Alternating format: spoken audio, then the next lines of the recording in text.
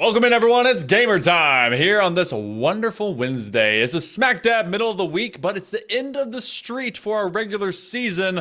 I'm Hell Monkey Man in the booth alongside Bear Light, and Bear Light. It's into the fight for the fall as the postseason is encroaching upon us just near the horizon. A lot of teams, a lot of programs, a lot of students still trying to figure out if they're going to have a place in the first of two big dances for this academic year. How you doing, man? As we get to see some competition today.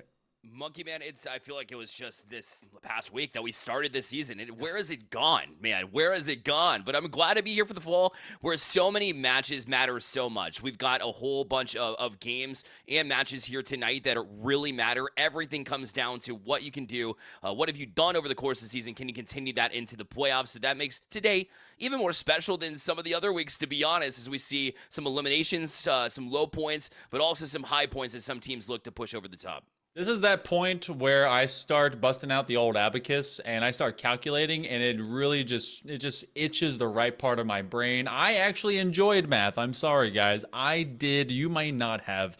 But it's because records, differentials, tiebreakers, and a lot of hurt feelings might happen all in a matter of moments, depending on what happens first.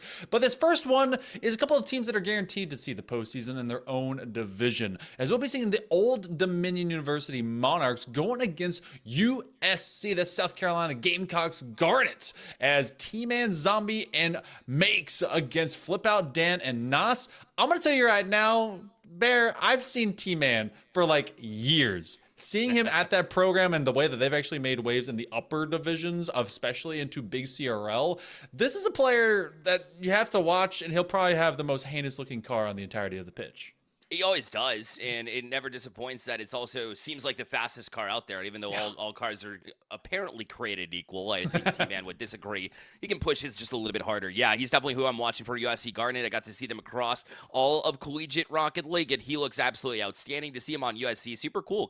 It's really, really close to home at the end of the day. Old Dominion, though, they can certainly match that energy. Nas, for example, is extremely strong. Look for him and Flip Out to be combining multiple occasions. Plus, Dan will round out that roster as well. And the only loss that they have in this fall semester here, Monkey Man, is just a forfeit. So real things to consider here. The head-to-head between Old Dominion University and USC Garnet starts right now. The winner gets that head-to-head advantage going into the playoffs.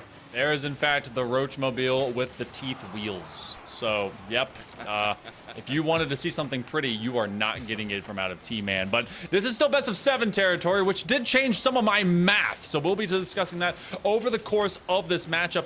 If USC outright wins this, they will be 7-0, and they will have the perfect record to get that #1 seed. But the Monarchs have a chance to change that and maybe steal their seat. Yeah, I know the other USC team as well is lining up against UNC Charlotte tonight, so both of those teams are looking to make playoff appearances, plus USC on top of that, so certainly are looking to represent the program that has been incredibly strong for the past few years, really, in South Carolina, and they'll get the first one on the board as well, as now USC Garnet's off and running.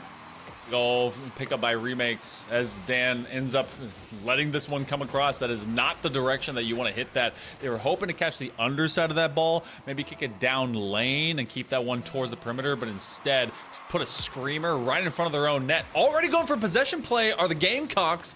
Getting a bit feisty as they get experimental here early on in game 1. They're known for it, right? They're the fighters at the end of the day in the Bird Kingdom, so they definitely are representing their name extremely well. But T-Man will bounce this one to himself. He's got plenty of room here in the air. Looking for a teammate there, too. They combine, but Nas was there, and extra support on the back end. It was much needed after that first real good look, first grade A chance that we've seen tonight.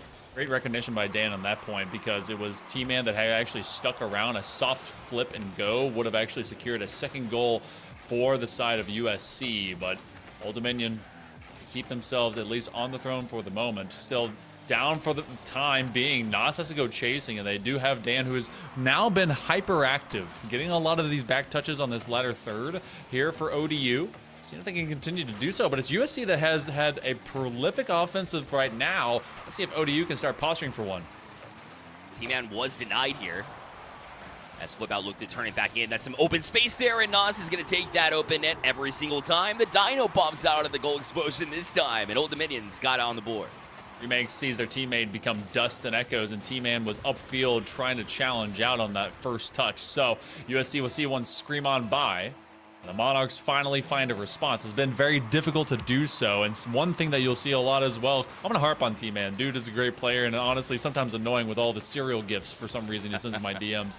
But he is everywhere. He challenges everything, and that's exactly what his teammates are banking on. Remakes does it again. Little EA Games quote there, essentially. Challenge everything. They certainly do it. T-Man was right there in a hurry. And sure enough, Remakes is there to clean it up. They've been in support very frequently early, so if that continues, they're certainly going to find some success. Look for USC. Definitely one of the better schools in all of the Carolinas specifically. But Old Dominion has always been, whether it be traditional sports or esports, in that same conversation as far as being able to get there. But look at that open space again from USC. This time, Flip Out able to get back in time, but Old Dominion need to patch up some of these holes that are on the back end. That was actually a look. T-Man was hoping that his teammate would hook shot that a little bit faster, and they said, hey, you got the good to go. Let's send this one forward. Unfortunately for the Gamecocks, they cannot double up this lead, so the insurance is still spooked. Oh, this one will. Remakes has got himself a hattie here in just over a half game of play. Incredible, and every single one has been set up, unfortunately, for Old Dominion. This time it was by Nas there in the corner, just trying to escape being penned in. It's very difficult sometimes to make that decision when you're in that position, but still not quite able to manage it. Here's another opportunity. Almost got his fourth on the board as he was striking into the corner. Old Dominion trying to turn and get out, but T-Man will deny. A bit of a scoop, trying for the give and go, getting everyone an opportunity to look at this pitch, and Remakes again has been the main tool for success here for the Gamecocks. T-Man will catch one just off the schnoz as he rotates away. He's got a third of a tank. Nas will try for some general control. One thing that ODU has done generally well is pick up this ball and run it from end to end. The problem is that the quick strike offensive from the Gamecocks has been really tough to deny. There you find him in an awkward position. This is a good time to try to get down the field and organize something on the offensive end. And one thing you got to learn about the Carolinas, for some reason, they are own goal prone. I don't know what it is, but it showcases itself here. Old Dominion will take it. Good job, T-Man. Everyone I know T-Man. He's okay. That's great. He's like, whoops. So, been able to prime up at least a couple for his teammate and Remakes, and then doing all of one. He wants his own goals, and sometimes it comes in the form of an actual OG. So 95 seconds to go. ODU will take those, and they will have to take and turn them into more if they intend to truly challenge. Game 1 and 2, you can slightly write them off in a best-of-7 style, but still, you want to start off with all that velocity, and the momentum right now still rests with the Gamecocks. And they've got 2 men out in front. Same numbers to match it here from Old Dominion as Dan's going to stay put wisely. We'll tap it over to Nas from the sidewall, too. But the shot, not much velocity. Able to easily track it down. Here is the USC defense as the USC Garnet team looks to reorganize. They've got T-Man out in front. Dan will push him out to the side. Maybe a bit of a loose touch, but Nas was there, fortunately. There for USC. And Nas, he was able to field that pass, but the shot was well off the mark, and T-Man is right back out. Good little fake there. Like a sideways breezy. Either way, USC is still on the offensive side of the ball here with 40 seconds left. There's a lot of players that will be able to echo my thoughts, and it's just, I never know how T-Man continues to do what he does. Feels like it shouldn't be successful, but the creativity flows through this young man. Less than a half minutes to go. It's all of a 1-goal game.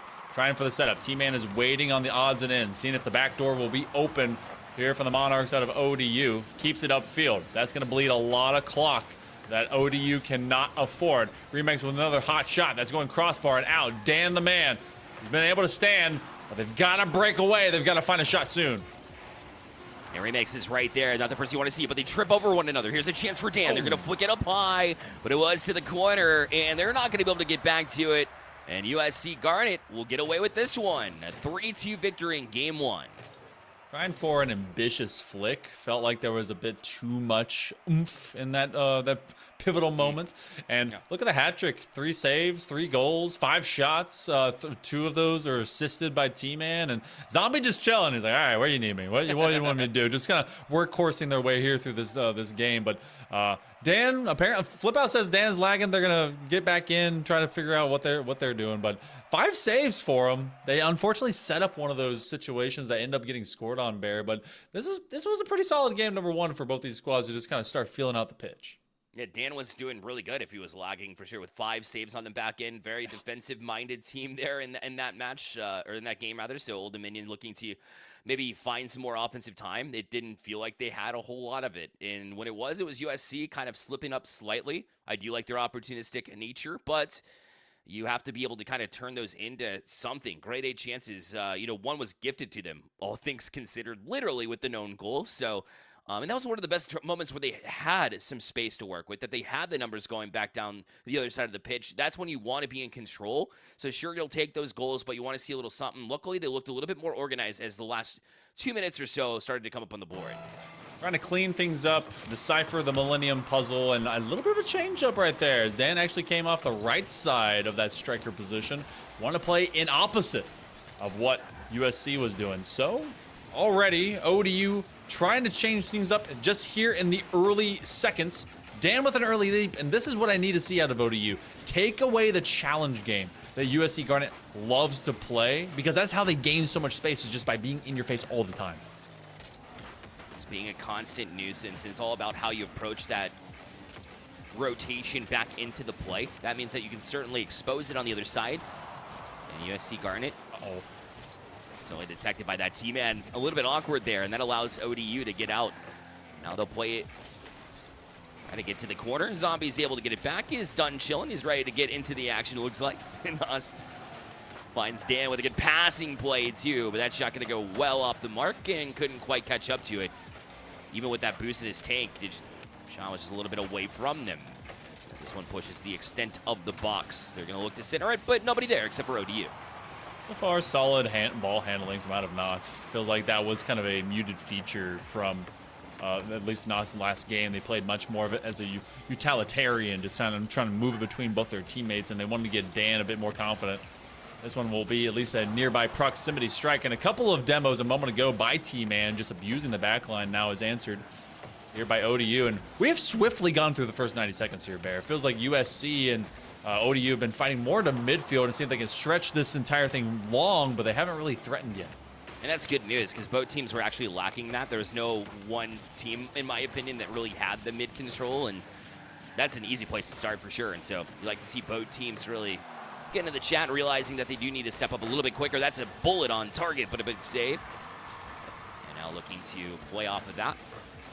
will be their teammate. Nas able to get over to it in time. It's a little bit more difficult than it seems whenever you're going off that back wall trying to find that angle. But now Dan pops one, going to be a little bit high there as well as they hit the crossbar. Not quite able to find that one on target. Yeah, and just trading moments. No one really has had solid looks. You've had kind of a heater here and there, but nothing that you say, all right, that was a well-constructed play overall. It's just kind of moving about from the external side of this pitch. Now, this is a setup that ends up being a loose ball play. Nas comes up with it, and they have been very intuitive to the way that they want to approach this pitch. It feels like they want to get direct fingers onto the crevices of this ball. Big demo, flip out, trying to help out as much as they can. As this, again, just kind of bonks off the side. We're playing a lot of external boomer ball. Hold that thought. Dan will be lifting late. It's a disguised play. They bring up the third, but T-Man will intercept. Good job to tap that one away because you're, instead of tracking where the third man might come from, you're tracking more so, how do I get a touch on this ball? So very important that you dial in on that factor. A great job from T-Man to be able to do this. Now they're going to be pushing themselves. This one in the box, a great touch away. Where's that next challenge coming from USC? Just a little bit too late, but they're on it now. Remakes. Try the quick pass, but Dan was able to get a pinch off that back wall. Sent directly back in, though. And on target, Zombie in the score column as well. It's USC. Very quiet game one for Zombie. This time around, they get the one that matters most, and sometimes it's just a nice arc shot flip out, not expecting the level of just approach. That one scooped up from the top of the nose of Zombie. Sometimes it's all of a hit it, see if it lands, put it near box. Now that we've broken the ice, it starts to crack even further. Remakes will add to their collection. Yeah, when it rains and pours, this one off the kickoff in a matter of 5 seconds, and not even that 7-second threshold we know and love. Be able to get another one here on the board. So USC works in quick fashion, really supporting one another again, as Remakes gets his 4th of the series here. Make it 2-0, make it more difficult here from Old Dominion. In a game that's very much less offensive-minded, or has been until the floodgates seem to have been opened. And we'll see if they continue that as well. But Dan having trouble really being able to organize here. By the time he flicks it up, there'll be a Remakes right on it. He'll have possession right back for USC. Something about the way that USC operates that is just a lot more fun, a lot more experimental, and just running down the game and seeing what spaghetti will stick to the wall. And ODU, I mean, it's not like they're too flustered, but it's definitely individualistic. It's been tough to see those connections and those passes occurring. It's maybe an afterthought at times. Remakes off of this mechanical extension, they get a demo. So third man up nearby. I believe that was Zombie that flew outwards as T-Man tried to keep it into the center, but they don't need any further. They've already got the insurance goal, but USC's best defense is just an unrelenting offense. Oh my, just will not stop. Zombie will put in another one, his second of the game, a 3-0 lead from USC.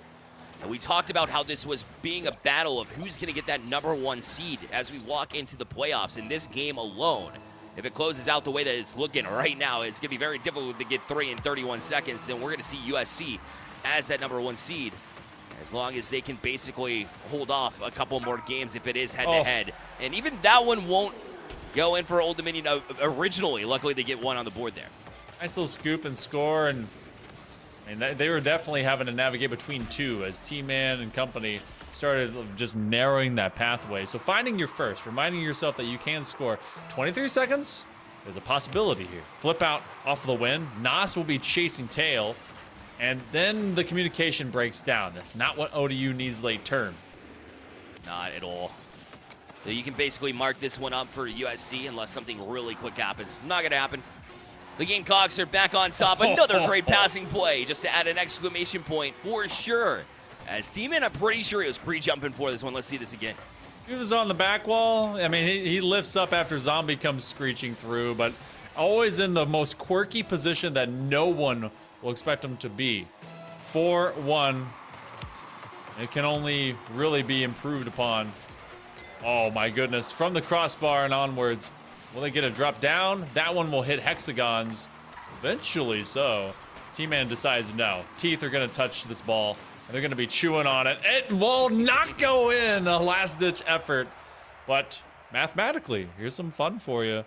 That win Even if it turns into, depending on how the tiebreakers go, ODU cannot catch up with game differential. So that might have put this one out of reach for the #1 seed. That's right. Yeah, I was just calling that out a minute ago, and it's true. USC certainly dialing in and letting us know why they're a #1 seed coming into this match at all. Old Dominion hasn't lost a match like we mentioned in the pregame as well. They had a forfeit, and that's it. But looking like it's maybe a little bit too hot to handle right now. USC Garnet has looked incredibly strong. That shot count was incredibly one-sided. And they certainly needed to turn around, no doubt. Old Dominion, even when they had their chances late into this one, I was like, hey, play the whole game through. You know, you need that 5-minute effort. And for them, it looked like it kind of fell apart. It got off to a little bit of a slower start. And USC, once they kind of opened the floodgates, Old Dominion wasn't able to really keep up in that sense. So luckily they can get out there in game number 3, see if they can't solidify at least a little something. But I did like what I saw out of USC simply because they played until that final whistle. I mean, they were still looking to put in goals regardless of what the score was. There's a lot of great talent in the squad. I like to harp and like to talk about T-Man, but like remakes and then Zombie coming alive. Sometimes you have a, I think they had like 78 points in game number 1. It's like, okay, is this a 2-man show? What's happening here? No, it's just, it's the first game. But this is also the first 2 games of a best of 7. There's still the possibility of a lot of Rocket League to be played. Does that end up being the inevitability that the seed will not change between these two? To find out later on. That's for the statisticians to really invest some time into. For us, get to see some good old Rocket League. We shove 5 more minutes on the clock and we get game 3. It's always good to be able to be here at #1 and just witness the talent that is in Division 4 East B. We'll get to see in the playoffs because both teams have solidified their spots, as we've mentioned. So really this was about who gets a higher seed versus having to play against a very tough game and a match in Old Dominion, unfortunately, looking like they might have to be part of that. But we'll see what happens and develops. As T-Man threatened in the box, this time it won't go. So Old Dominion holding off USC early. We saw a little bit of that last game as well. Quick and acute connections by the Gamecocks to one another. Small ball handling, and this one is about as free as it could get. It's going to be helped out. Remakes was already in chase down, and the Monarchs just didn't want him to have the last touch, but this is the final moment it was, extended beyond the last third, and well, NASA did everything they possibly could to try and get an angle on it. It did an impression of USC and what they did in game #1 with their own goal, but they'll move on and certainly look to put that out of their brains. Very hard to do so when you're down 2 in series. And looking to crank it up, but that one's read immediately by Remakes. Almost had that second touch, doesn't matter. T-Man's got you instead. And USC up to that 2-0 lead again. T-Man would have been shooting this even if it was a miss by Remakes. He's always just running downhill. Doesn't matter if it's in chase of a cheese wheel or a soccer ball. Guy is just absolutely running forward. So, first minute, couple goals right now over to USC Garnet. Again, pedigree of this program and of course of this current season of Rocket League really showing the depth for cross-divisional play. Remakes with a pop. Zombie. Oh, aiming for a tight angle. Yeah, it's really came alive after that game #1. Being a little bit slower. Was very good in game 2, and now even being a difference maker here. Nas carrying it backwards. Here's all his teammate get absolutely wrecked. Good job to kind of stay patient there, not panic. Take it across the goal line is risky, though. But here's Remakes. Flip reset in hand, flip out. We'll get back to get that touch. Still not out of harm's way. That's until T-Man, unfortunately, misses quite off the mark here. And Old Dominion try to work with some room. That one going to be stolen away. Zombie made that look so easy there as he just kind of took possession away, but it's going to be answered immediately here from Old Dominion. Ooh, cross rocket that goes over to the top arch. T-Man is already upfield. Cherry picking away, up and over, hopeful for it. He's trying to continue to abuse. This is something of a follow-up that has been very, very present by USC. T-Man is literally still in their net, by the way. Every time they go for that first touch, abuse follows. The bully touch to try and just get a quick slap onto a player. And what's forthcoming? The quick 1-2, make it another. They end up flipping them out. Teammate will be on the escape route, but we're already halfway through game 3. And Remix switching up that pace too. Usually they're patient, waiting for that chaos that you mentioned, looking for the bumps demos. This time around, teammate was on the way out the door, not steal the boost like they had been. And look at Nas making it priority to get the boost. you know, it's good because if you're losing the boost battle, you want to make sure you can get out of your own zone. But the problem is you get a little bit boost focused, and USC will still make you pay. It's been very present in why USC has been able to control basically the entirety of the series. Trying to minimize the damage and then get small pads. See what you're able to do. I want to see the demo column into this next game because it has been a lot from the Gamecocks. Small threats, nearby post, an extension, and Flip Out will dish out some Cold Vengeance, who served red hot with that spark. But 100 seconds to go, and the narrative has not changed. It was a very close competition in the beginning of game number 2, and then we had kind of a micro shootout in game 1 beforehand. But USC has otherwise just been kind of in a flow state, denying the Monarchs from getting anything done upfield. It's got to be frustrating for Old Dominion. Everything they throw, and, you know, T-Man will make this odd touch that you're not expecting. And you're like, oh, well, let's just run with it. We got opportunity. But it's so weird that it's hard to kind of get that read, get that touch. And then it just falls into their hands anyways. And then you double commit, and then you leave yourself open on the other side. So it's like a lose-lose situation, unfortunately, for them. They need one quick, and maybe that'll break this whatever mental struggle they're going through that USC has certainly made a point of putting them through. Government-funded scientific projects have been created to figure out why does T-Man win. Because it really shouldn't work, but it do. It just do. 40 seconds left. USC has and had a 2-goal lead in the first, 57 seconds, if my memory is to serve. A minor threat, trying to turn it into a major one. Nas wants to flip reset, can't dish it out. Dan's gonna try and take it. This boomed so high to the backboard, and Flip Out was on the support line, way back net, but this one is becoming more difficult by the moment. Might be a 3-0 forthcoming. Yeah, constant, relentless pressure. Finally, Dan's got it out. This is to Nas. He'll be able to tap one in. So it's still 9 seconds here in a drain for Old Dominion. But unfortunately for them, they'll have to wait on that research study because the government is shut out at the end of the day. You real? It was pre-funded. They already had all the cash. Oh, okay, yeah. Good. It's offshore bank account. Yeah, they are very committed to figure out how does T-Man keep finding success. 8 seconds left. USC simply needs to push down the W key and the sticks forward. This is going to be a bonker, and it's actually going to be Flip Out that keeps it alive. Over to Nos. Can the mechs come through? Flip reset. Oh, they can't quite keep it aloft. Guard it. They'll be on match point. I feel like even USC fans are like, oh, come on. Like, we want to see something. We want to see a battle out here, I guess, you know. Yeah. Obviously, they don't want to lose or anything, but maybe in overtime, keep them fresh, you know. USC, on the other hand, has just been that excellent. So as they get a new server and kind of freshen up things, maybe that's the change that Old Dominion needs. But they got a long way to go, Monkey Man, here. They've certainly dug themselves a little bit of a hole. There's been a couple games where it's been 1-goal games, but hasn't even really been that close, Monkey? So if we actually go back all the way to game number 1, it was a 3-1 win. 3-2 when you look at the scoreboard, but I mean there was an own goal. Then you had another one that ended up being kind of a breakout as a couple got stacked up after about 3 or so minutes. I think it was in the latter minute 40 of game number 2. And then that one, I mean, we got 2 goals in the first minute of the game. Then you had one late resurgence.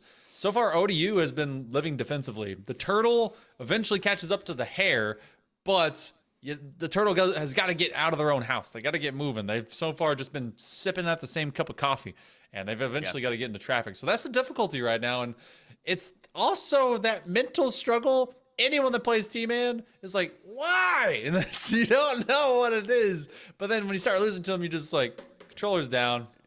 I'm done. I'm pushing away. Shake your head and be like, how did this happen? He's a person that you know when you're losing over and over in ranked and you finally like get some good teammates that are doing it, and he's always the one in chat kind of letting you know about it too. It's the mental game, man. I'm telling you, it's the car, it's the roach on top of his car that really gets into the heads of other teams. That's got to be what it is, right? That's at least one of the factors. I'm going to tell you guys right now, since we have extra time, we're remaking that server.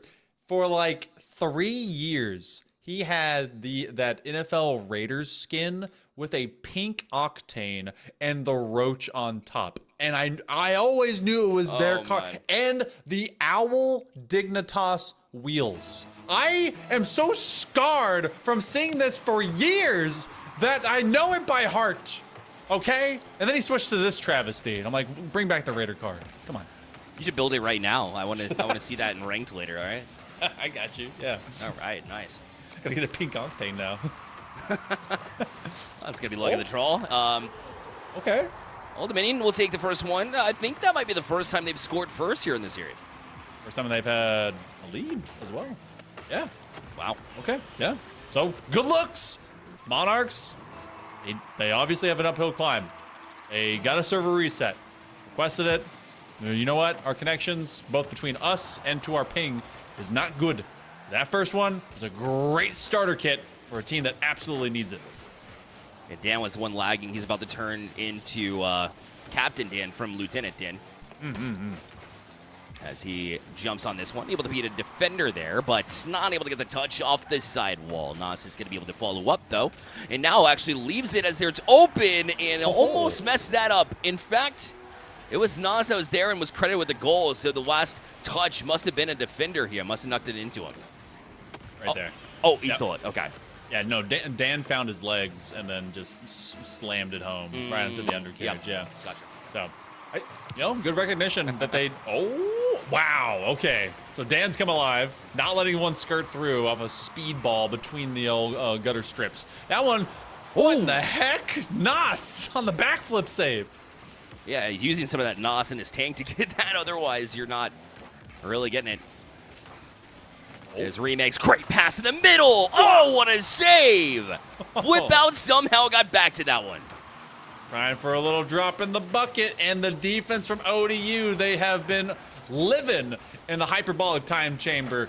Defense all the time is suddenly paying off, especially with now a muted USC offensive. They've hit the pipelines because of these deflections. The demos are coming out from the Monarchs. The first 90 seconds have been very volatile, but very successful so far. Oh, good fake. As Remakes took that one all the way down to the ground first. T-Man right back to the air. I don't know if you saw the back check, if you will, from T-Man there in a moment. That was really strong, but look at them still on the doorstep. But it looks like Zombie failed to turn there. Still going to press in, but this one's going to be fought off from Old Dominion, who will be thanking their lucky stars that there wasn't a quick turn there from USC. Nothing getting through. A brick wall. They're about to upgrade from rock to steel here in a second, because Ironsides out of this ODU defense has really made life difficult for the Gamecocks. Trying for the fadeaway jumper. If Flip Out was able to crisscross from right to left and hit the outside of that sphere, might have paid off. And Remakes had no idea that one would drop straight into his face. Another counterplay. Nos aiming for the arc. It's a little bit high, but still ODU is pinning the Gamecocks back. Dan stepped out right back, allowing Flip Out to step up. Quick communication. Be able to reorganize. T-Man up in the air. Not going to be able to chase that one down. It's clearly out of boost. Dan's like, all right, let's run with this now. So he's got Nos up at the ceiling. But he kind of gave away possession a little bit too far away from him, especially when he was lacking boost as well. Well, where has the boost gone here on this pitch? I think T-Man's around just taking all of it. But Dan's up in the air as well. Trying to chase that one down. Nothing doing. A bit of a stalemate here in the last couple of minutes, and Old Dominion likes it that way. Do, but this is also a nice position for USC because you've gotten so frustrated from every single shot that you have having been answered by ODU. Get some possession. Start calming things down. But ODU is going to take advantage of the lull. 3-0 right at the 100-second mark, and that might have put it out of reach.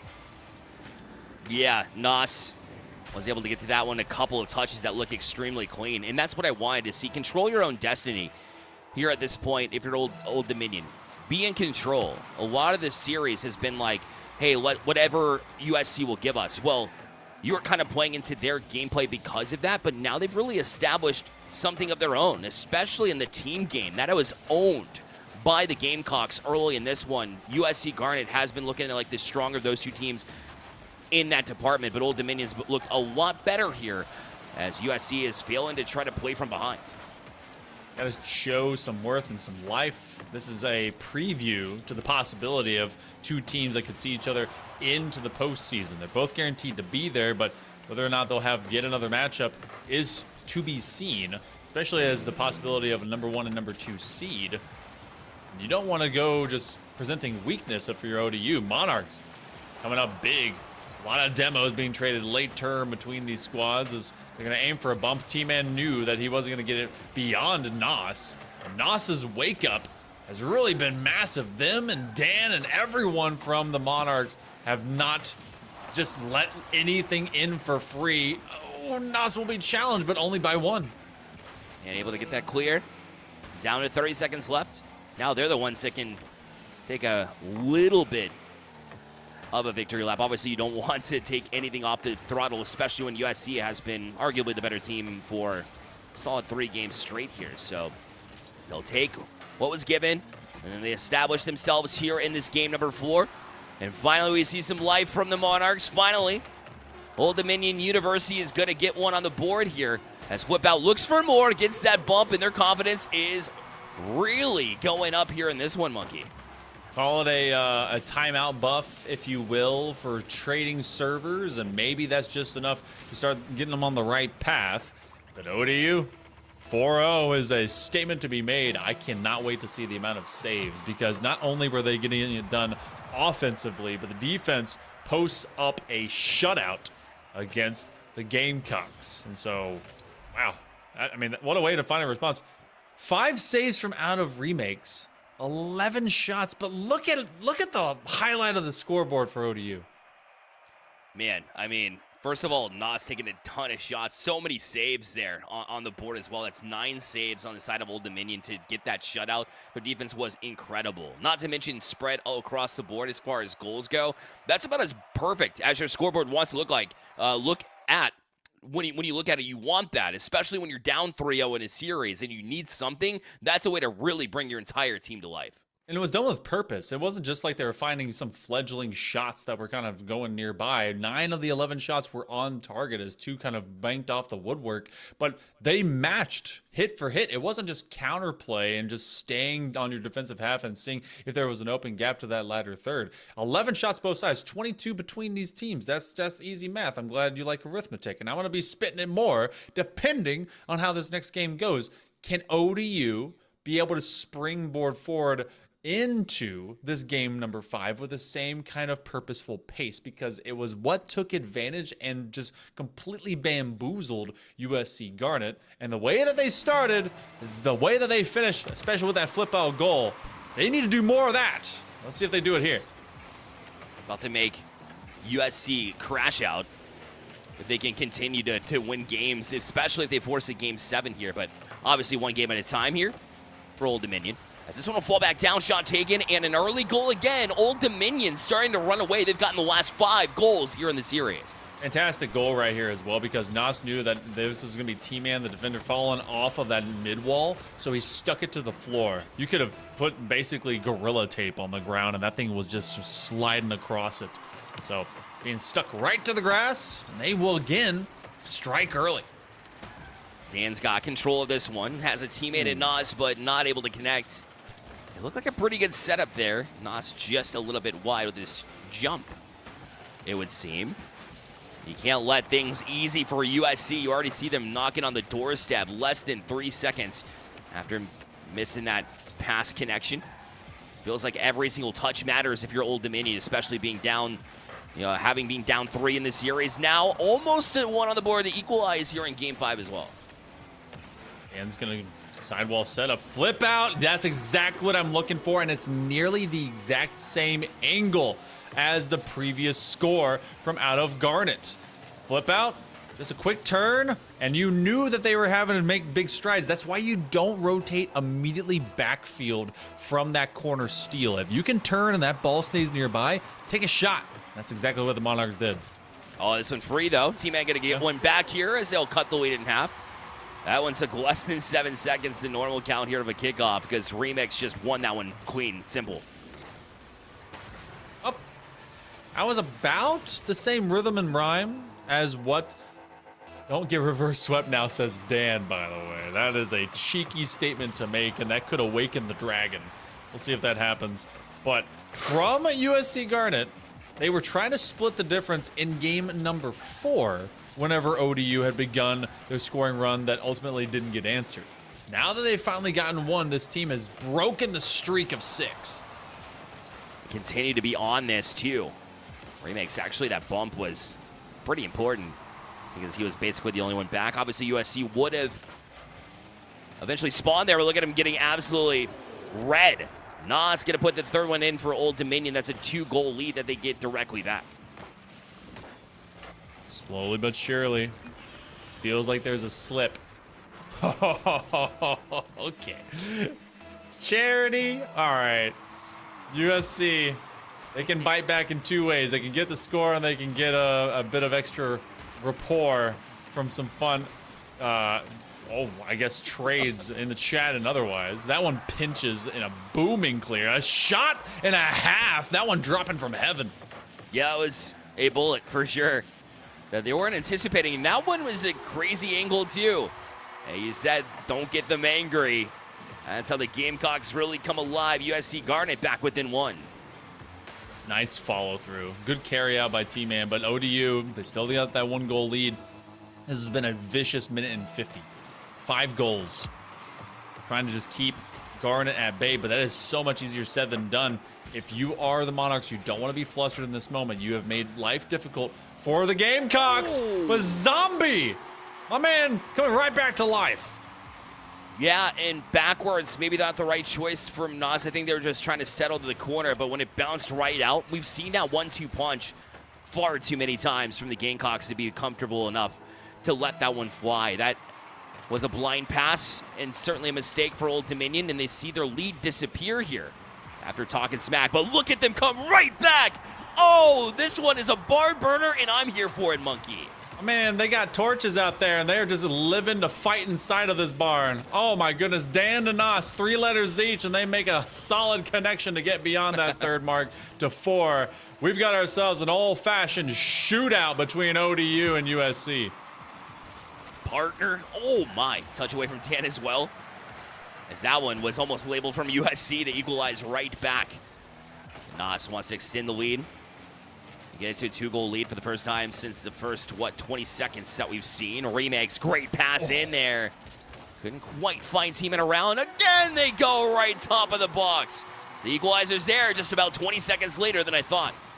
Let it all hang loose between these squads. We are still 3 seconds short of a half a game. 8 goals in the first half. And you know what happens with a spicy first half? Whenever that goes forward, that third quarter of a game, if you're talking football and otherwise, ends up being such a defensive position. So I want to see what happens over the next about minute and 10 and see if everyone starts tightening up or if we loosen up even further.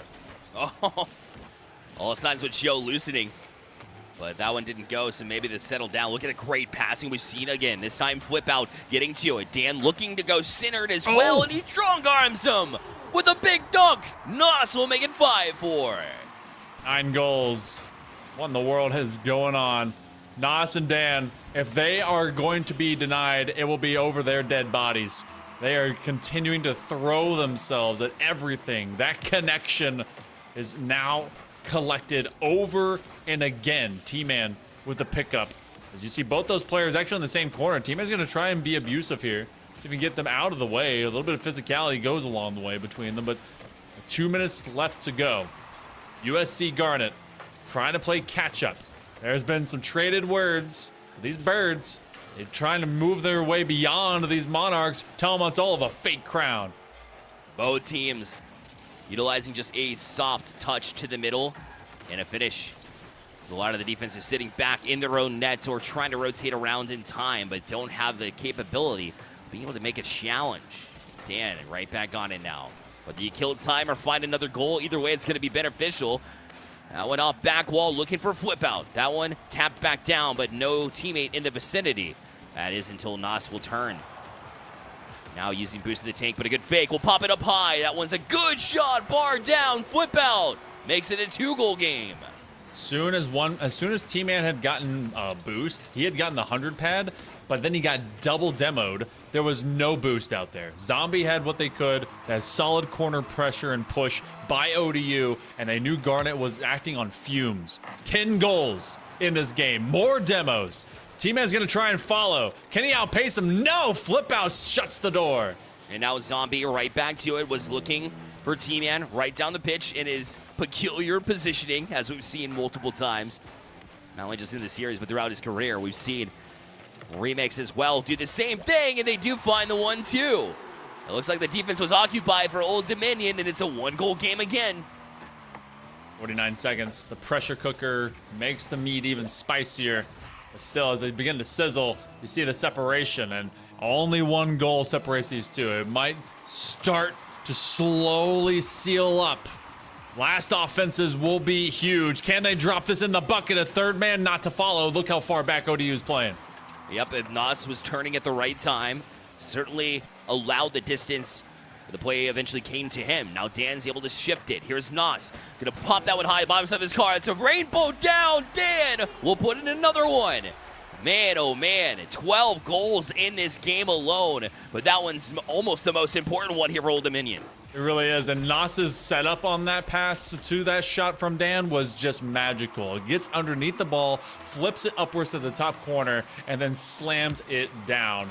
So we go forward for 12 solid goals. I don't even know how many shots this is going to end up being recorded. Might be about the same, but Nas, Dan, and Flip Out showing that there is some depth, there's some life, there's some more that ODU wants to come up for, and they possibly could be seeing a game number 6. The timer just has to run out.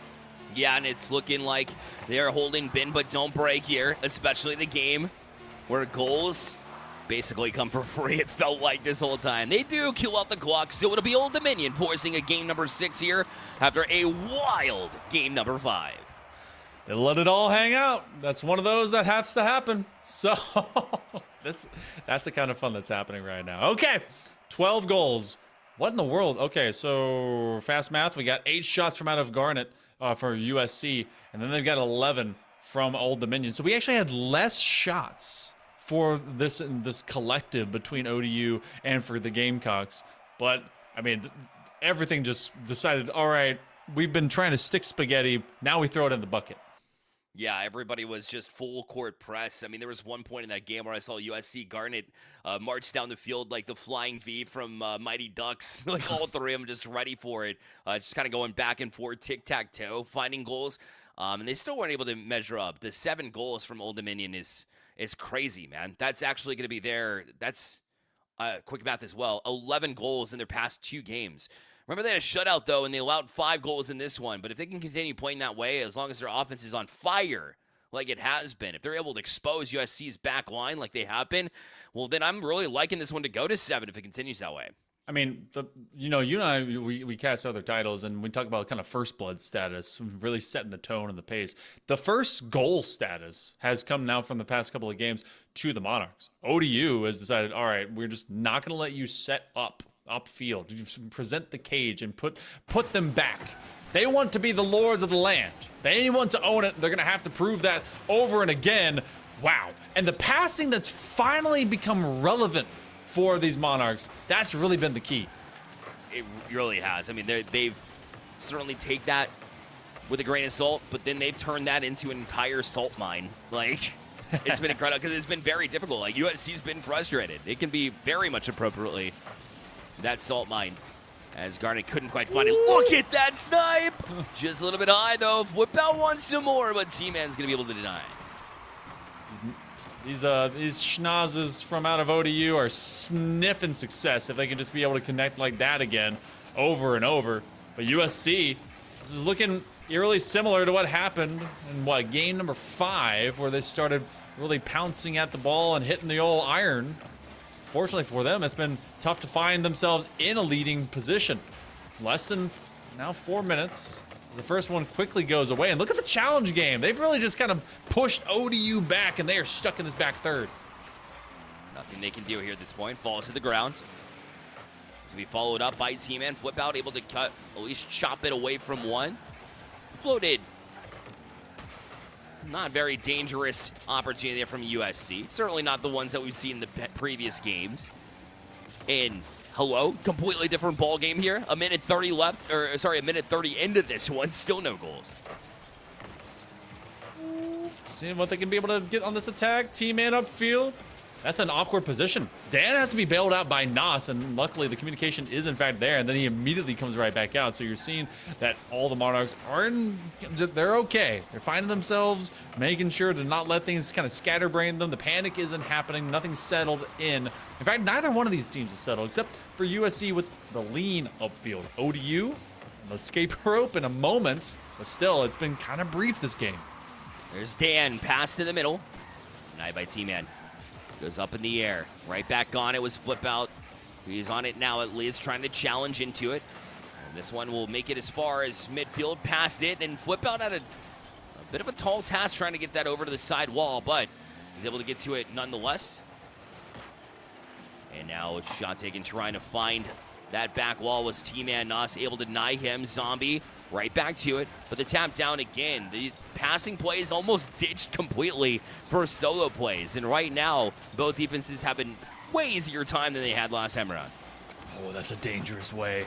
Zombie just skirted that one across his own goal line. He knew that no one was in a major proximity, but still, that idea is not one that you want to condition yourself to doing a lot of the time.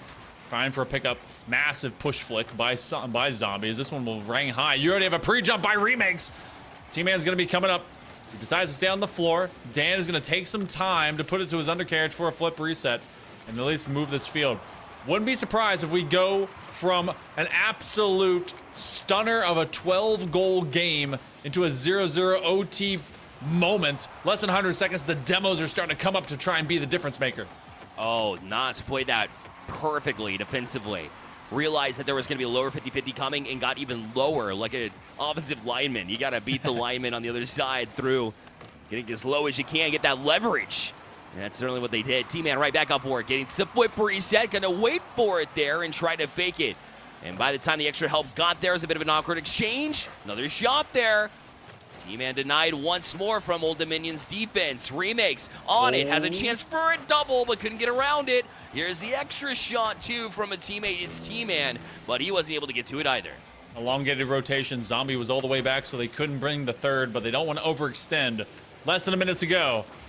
Reminder, it was 12 goals. 7-5 in the previous game. Monarchs took that one. This one, nada. A lot of pressure from out of the Gamecocks. They're feeling the need to finish out this series. It was a 3-0 at one point, heading to game number 4, and then ODU came to life. Zombie will be in retreat as Remake sees T-Man go over top, demoed out of the way, less than a half minute remaining. It turns to Nas. He'll be able to grab onto this one. Does push past one, but Zombie stood in his way, looking to shield it here as Flip Out leaves it wide open. Luckily, he's got some support from the back wall. Good positioning will bail out Old Dominion once more. They're up for this one already. Shot taken, but it bounces wide up the net. Now, T-Man looking to transition it back down. This one high in the air. Gets the touch, the pinch. Nos is able to deny it. What a save again. Nos is not just going to sit back and take it.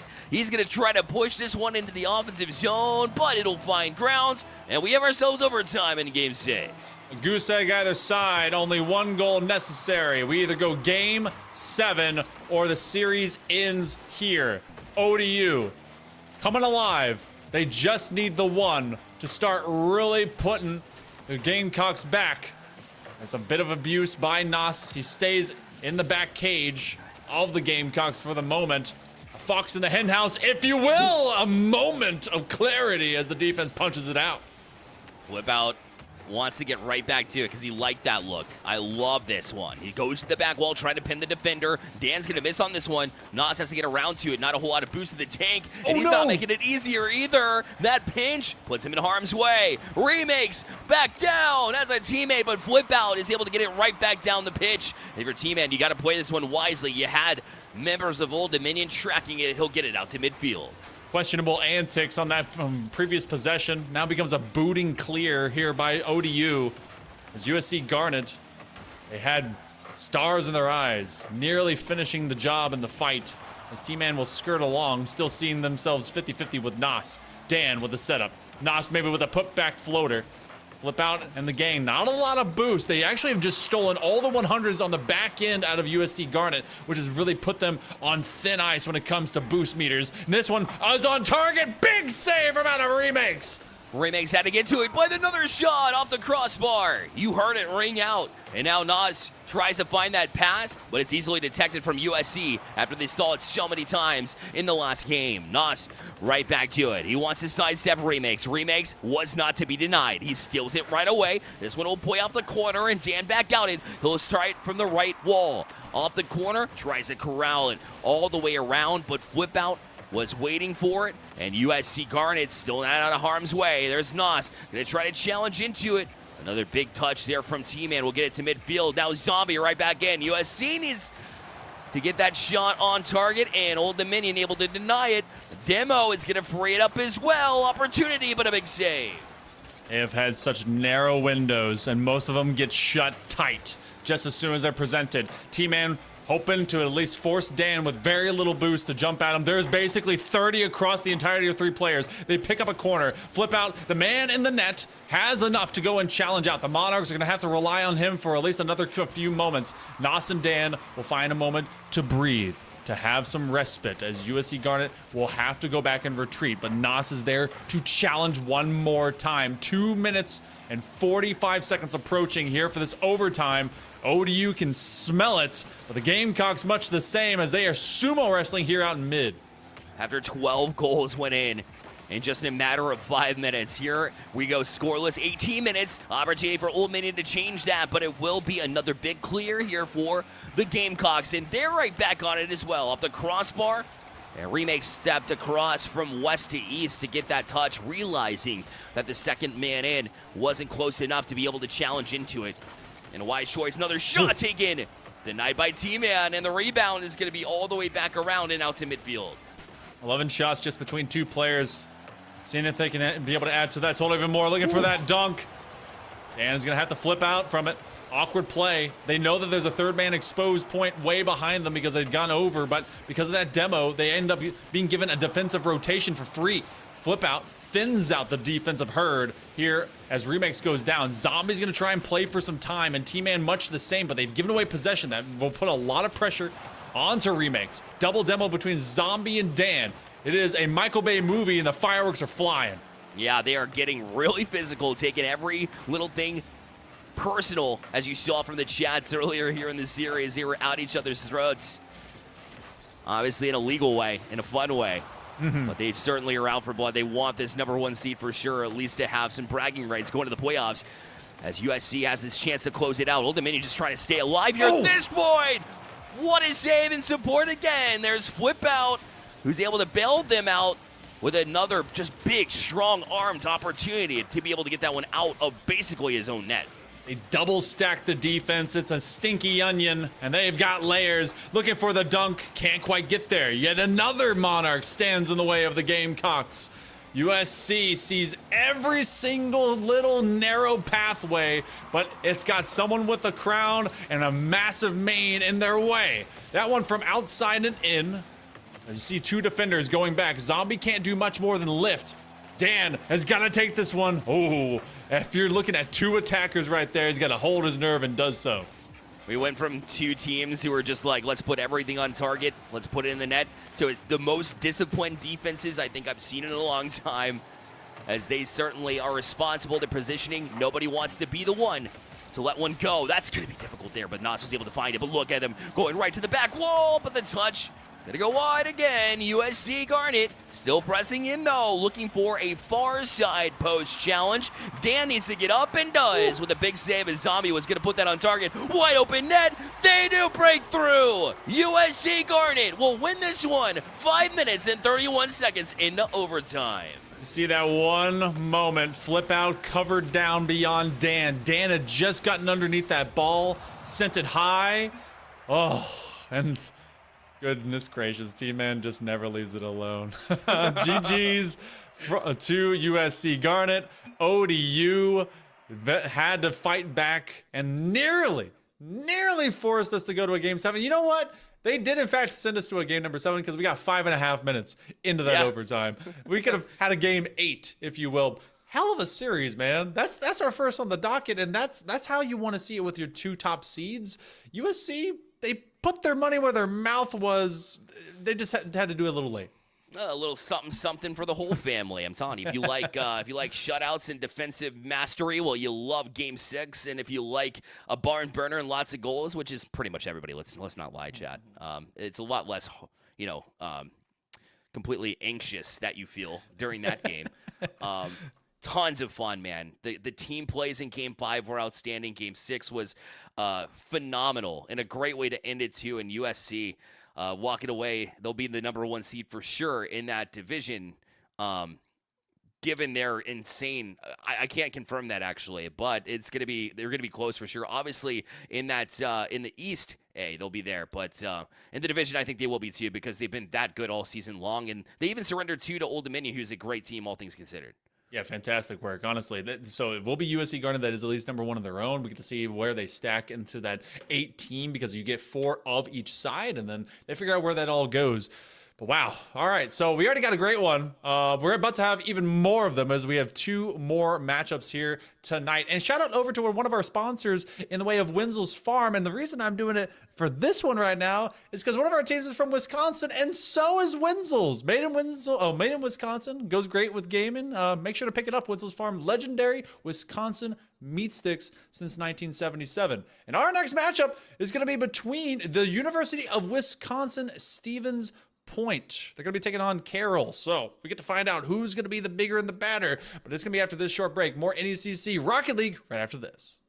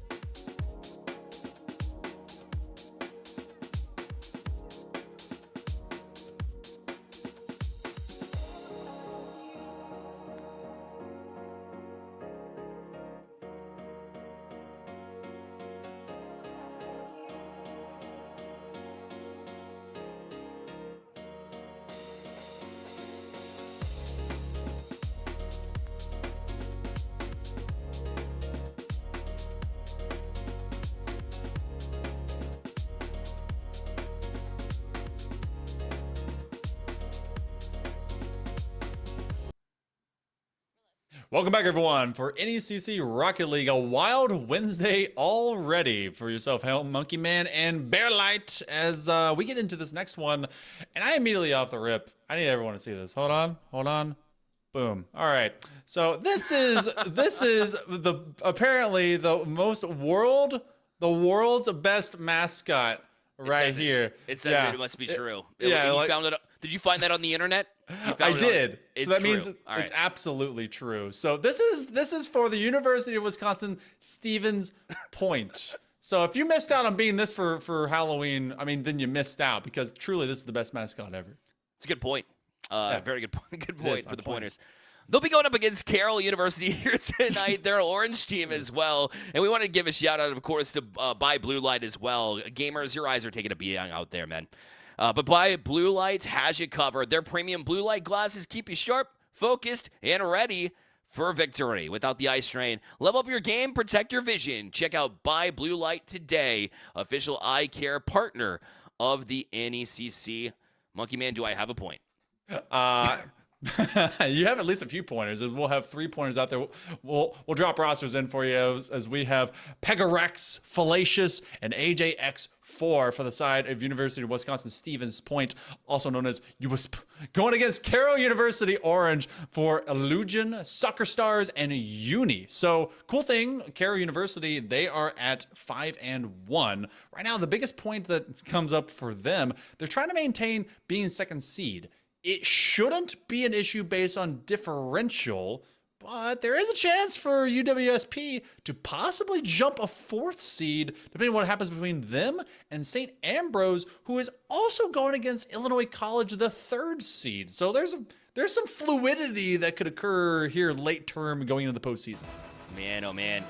You love to see it, and you know desperation comes on the line. Doesn't matter if you're a 5-1 team like Carroll University or if you're UWSP, Wisconsin.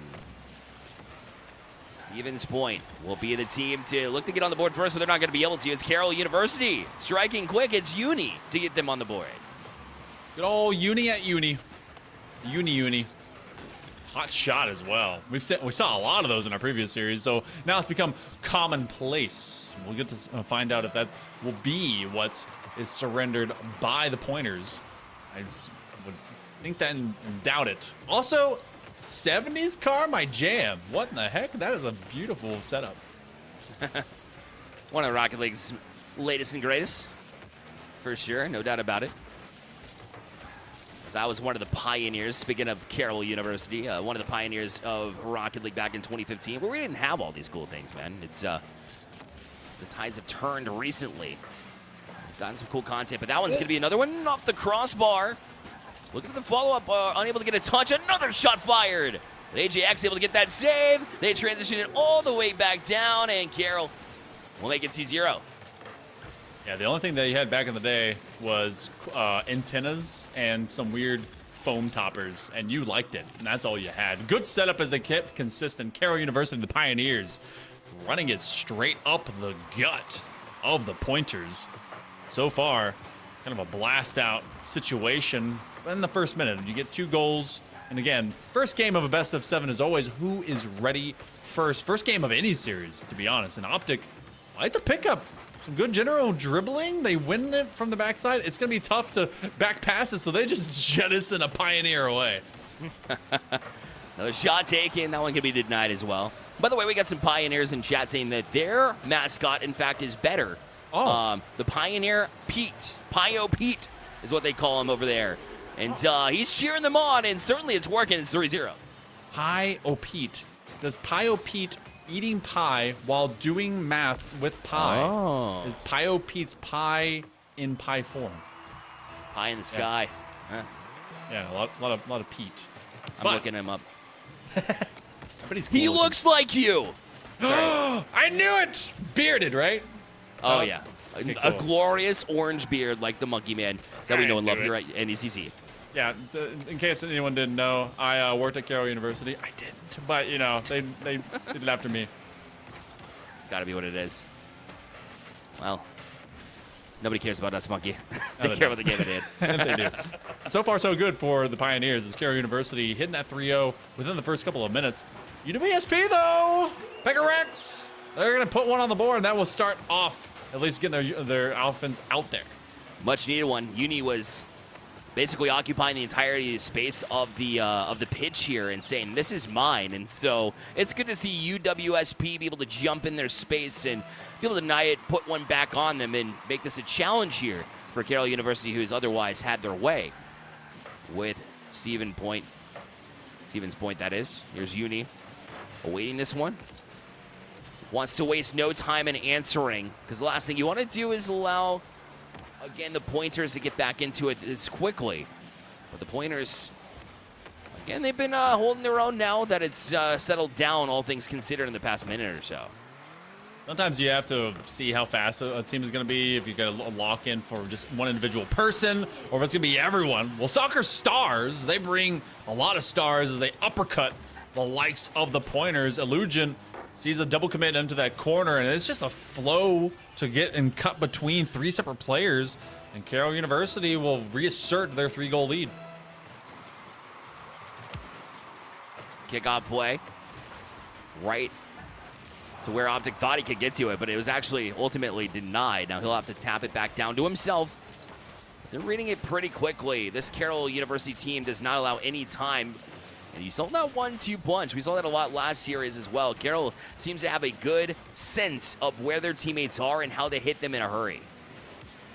Also, shout out, this is our Division 7, by the way. And they are executing very, very quickly. So, you know, talking about kind of legacy upgrades across the entirety of NECC. So finding the way that these players are actually just going about it has been very impressive. And UWSP slowly getting their wheels underneath them, but Carroll University definitely started with a quickness.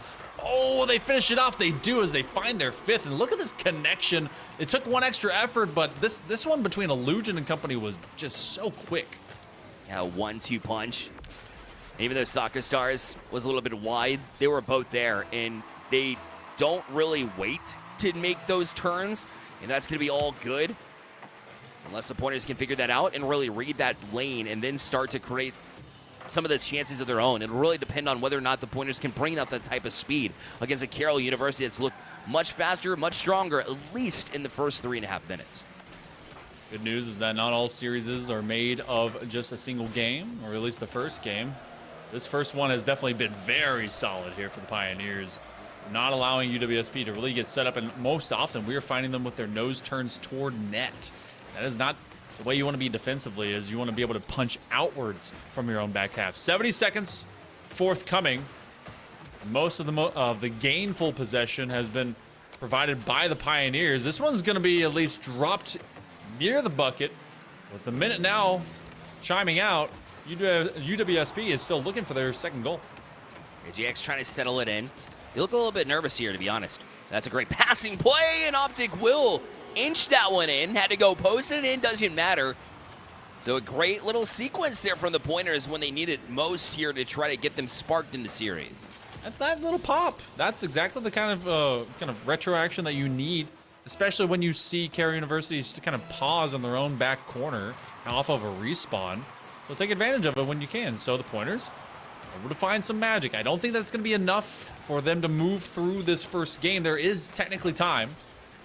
Pioneers have been more or less disciplined for getting directly into the challenge. They deny that as they steal away a would-be pass over to Optic. We're approaching 30 seconds. This is just about sealed up.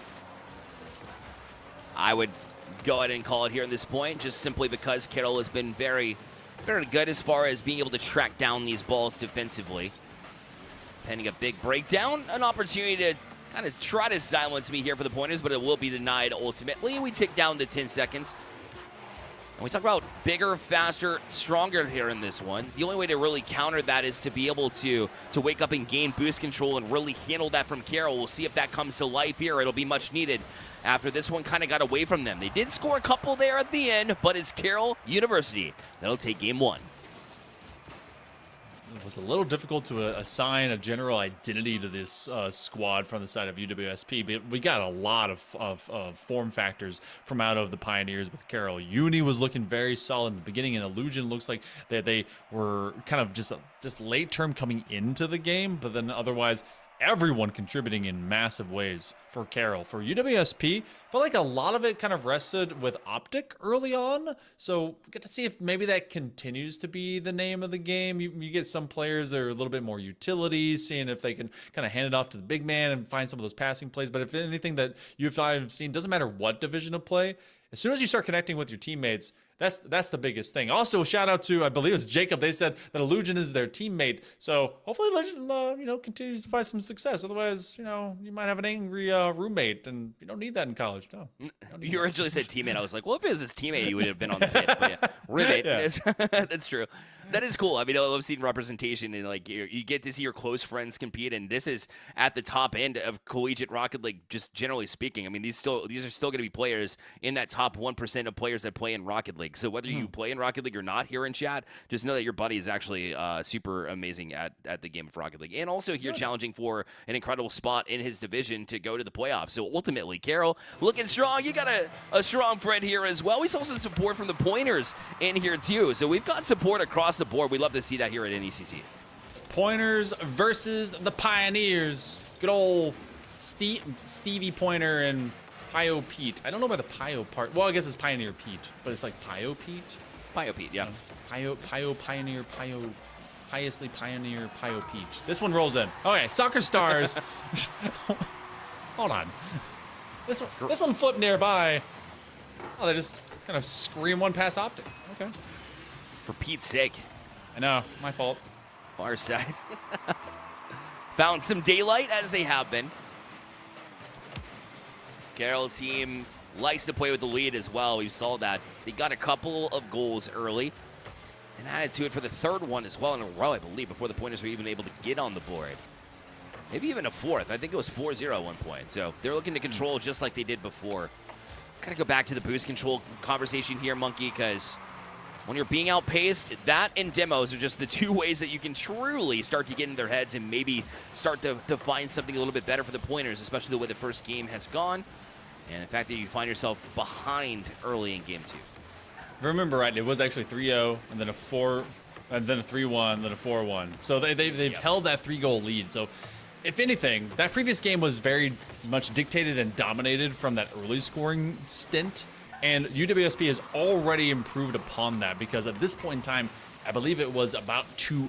So Carroll University has been slowed down by some more concerted efforts and collections picked up by the Pointers. Trying to run behind that. And Optic is someone that I'm going to see needing to be even more responsible with it, because I saw a lot of promise in them leading their team upfield. Pegarex had their boost stolen away. Gotta watch out. This is a dangerous line. AJX has to be ready for it, and they actually provide some time for their teammates to get back in position.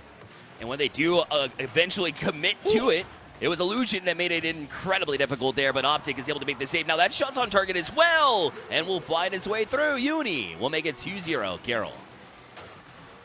Yet another from this outside angle. How this popped through. Pegarex steps out of the box. Oh, and it's such a low arc. That is such a tough read, because you want to kind of press outwards, but you want to actually dig in your back wheels a bit more center and like backside post so you can cover forward. So tough situation, especially off of the would-be demo. That one from back wall. Uni's here to keep them pegged down if they can. It's still a 2-goal lead. It's been tougher to acquire, but UWSP is under threat again. Illusion will meet him. Punches it directly back into the offensive zone here as Carroll University looks to cause even more trouble. The Pointers now will finally get to it. AJX looks to try to get that last touch. You saw the swinging hood. There it is. Top of the box, but Optic will be denied again. It'll be a big clear. Pegarex in the exact right spot where he needed to be, because all three were very far committed there for UWSP, but they are still trying to find their way out of the zone. They haven't been able to do it. Optic will catch, looking to try to control that pace. And that loose touch will actually allow Pegarex was able to get that shot off, but now they're trying to retreat as well. A little bit of back and forth play as things kind of settle in, slow down, and kind of go end to end here. Relatively slowly, though. But Carroll University still holding on to this 2-0 lead. Shout it over, by the way, to AJ being the purple pointer for their squad. So, well, I mean, now the blowing up pointer. Lugen with that demo on the sweep through, and that one will find its way again. Another 3-0 position. here in favor of the Pioneers, made possible as the start with that demo, thinning the herd. Optic cannot get themselves back in chase with that swiftness. So, UWSP, it's a tough hole to dig yourself out of, but this one's much later, so the time is against them. Yeah, time running out. Another shot taken, Optic. Another big save. But how long can you really stay on this gold line and try to fight them up before you create a little bit of offense for yourself? Another shot taken. Another big save from Optic.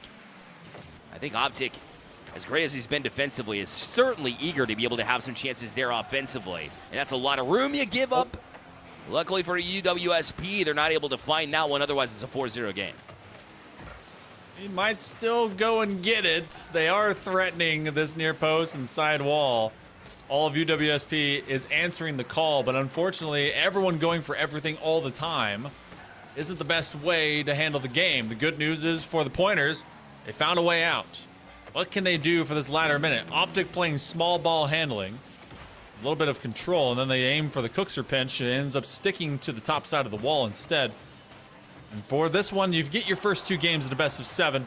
They're the most forgivable. Carroll University, they're finding themselves in a fantastic spot right now with only 45 seconds left. Yeah, it's certainly rearing its head how Carroll University had the 5-1 record versus the 3-3 that we've seen from UWSP. So right now, Carroll's showing up as that team that's looking to gather, gain, and control the #1 spot from the Central A Division. Number 7, if you're just joining us. Illusion puts another one on the board, and Carroll just adding to the list of the things that they're able to accomplish here in the series. A lot of it's been goal scoring, a lot of it's been controlling the series as a whole. We'll get to see if this one ends up being a Pointer comeback, at least when we look at game number 3, because this one should otherwise just be in general just grip and grasp by the Pioneers. They found their way through, and this map has not been tough to find a topography man for, as they know all the rhymes and reasons for the Pointers. It seems like this one is going to put them in a 2-0 position. Also, I'm educating myself. Carroll University is also over in Wisconsin, so this is a battle for Wisconsin right now between these two teams. No, absolutely. You can tell by Pio Pete himself that is certainly a Wisconsinner there. Certainly loves him some cheese. But listen, UW Stevens Point, they had a couple goals last game. This game, they completely shut out. They only had 4 shots on net. A lot of their time was spent defensively, just bailing themselves out.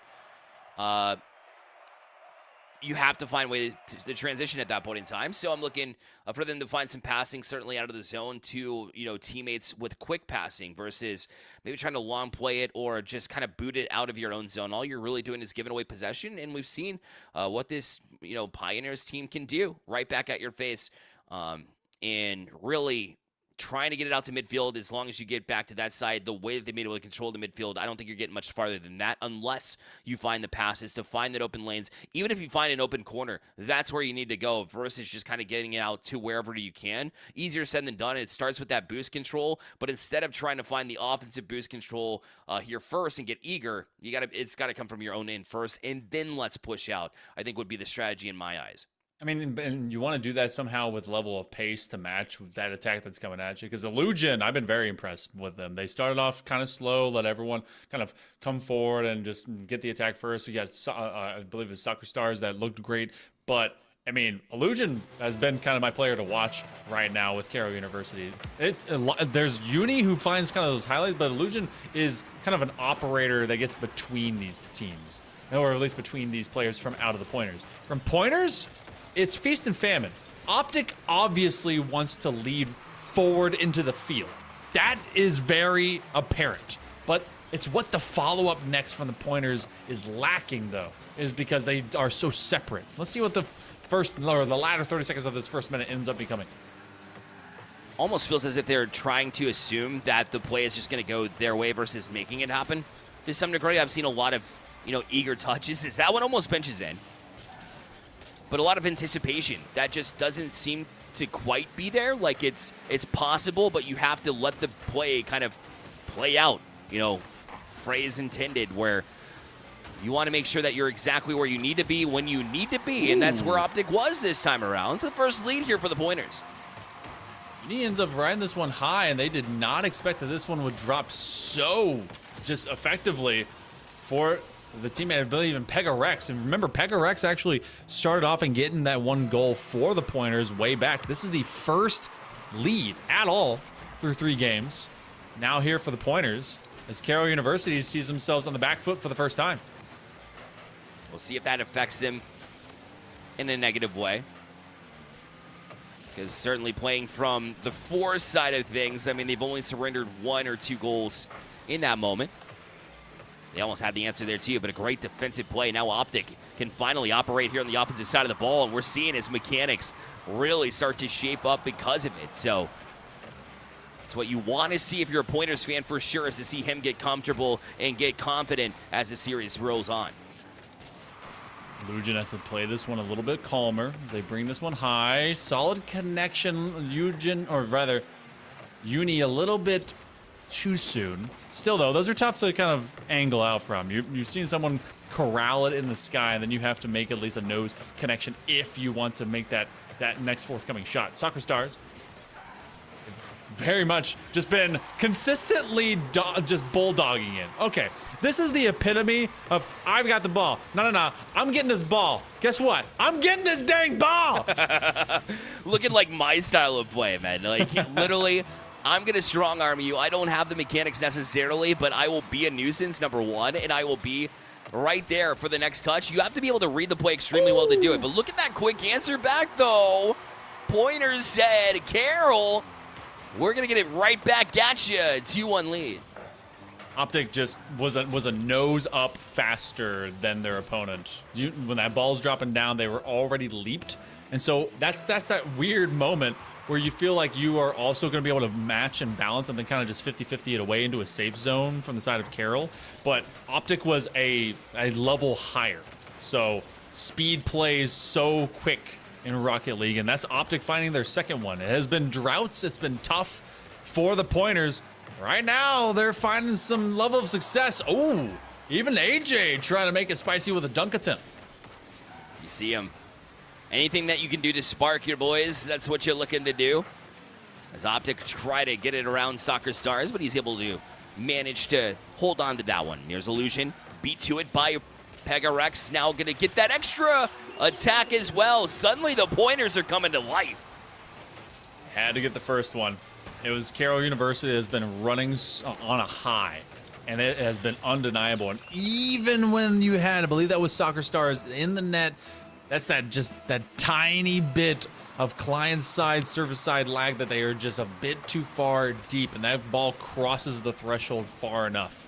So beyond midway, that's a setup. Soccer Stars won't be able to get there as Illusion was making for his own follow-up, but Uni will. Uni is often the dagger that shoves it in the back of the Pointers.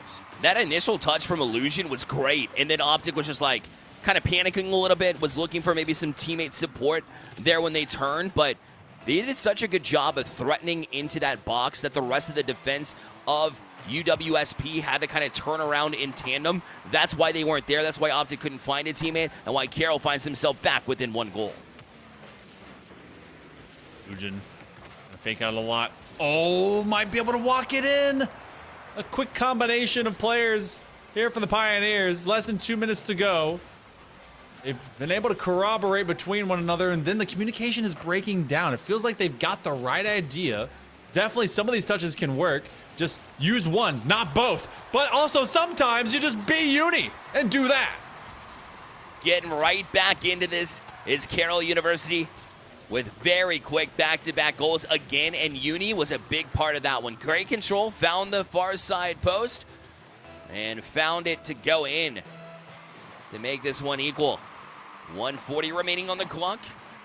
You gotta watch out if you're UWSP. This one is falling right back down. It'll bounce pinballs in. Carroll University in a blink of an eye take the lead.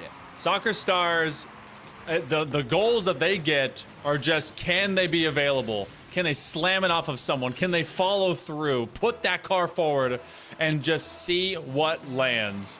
Carroll University, after being down in a deficit, I believe it was 3-1 at worst They now have taken 3 in a row. The Pointers are shell-shocked.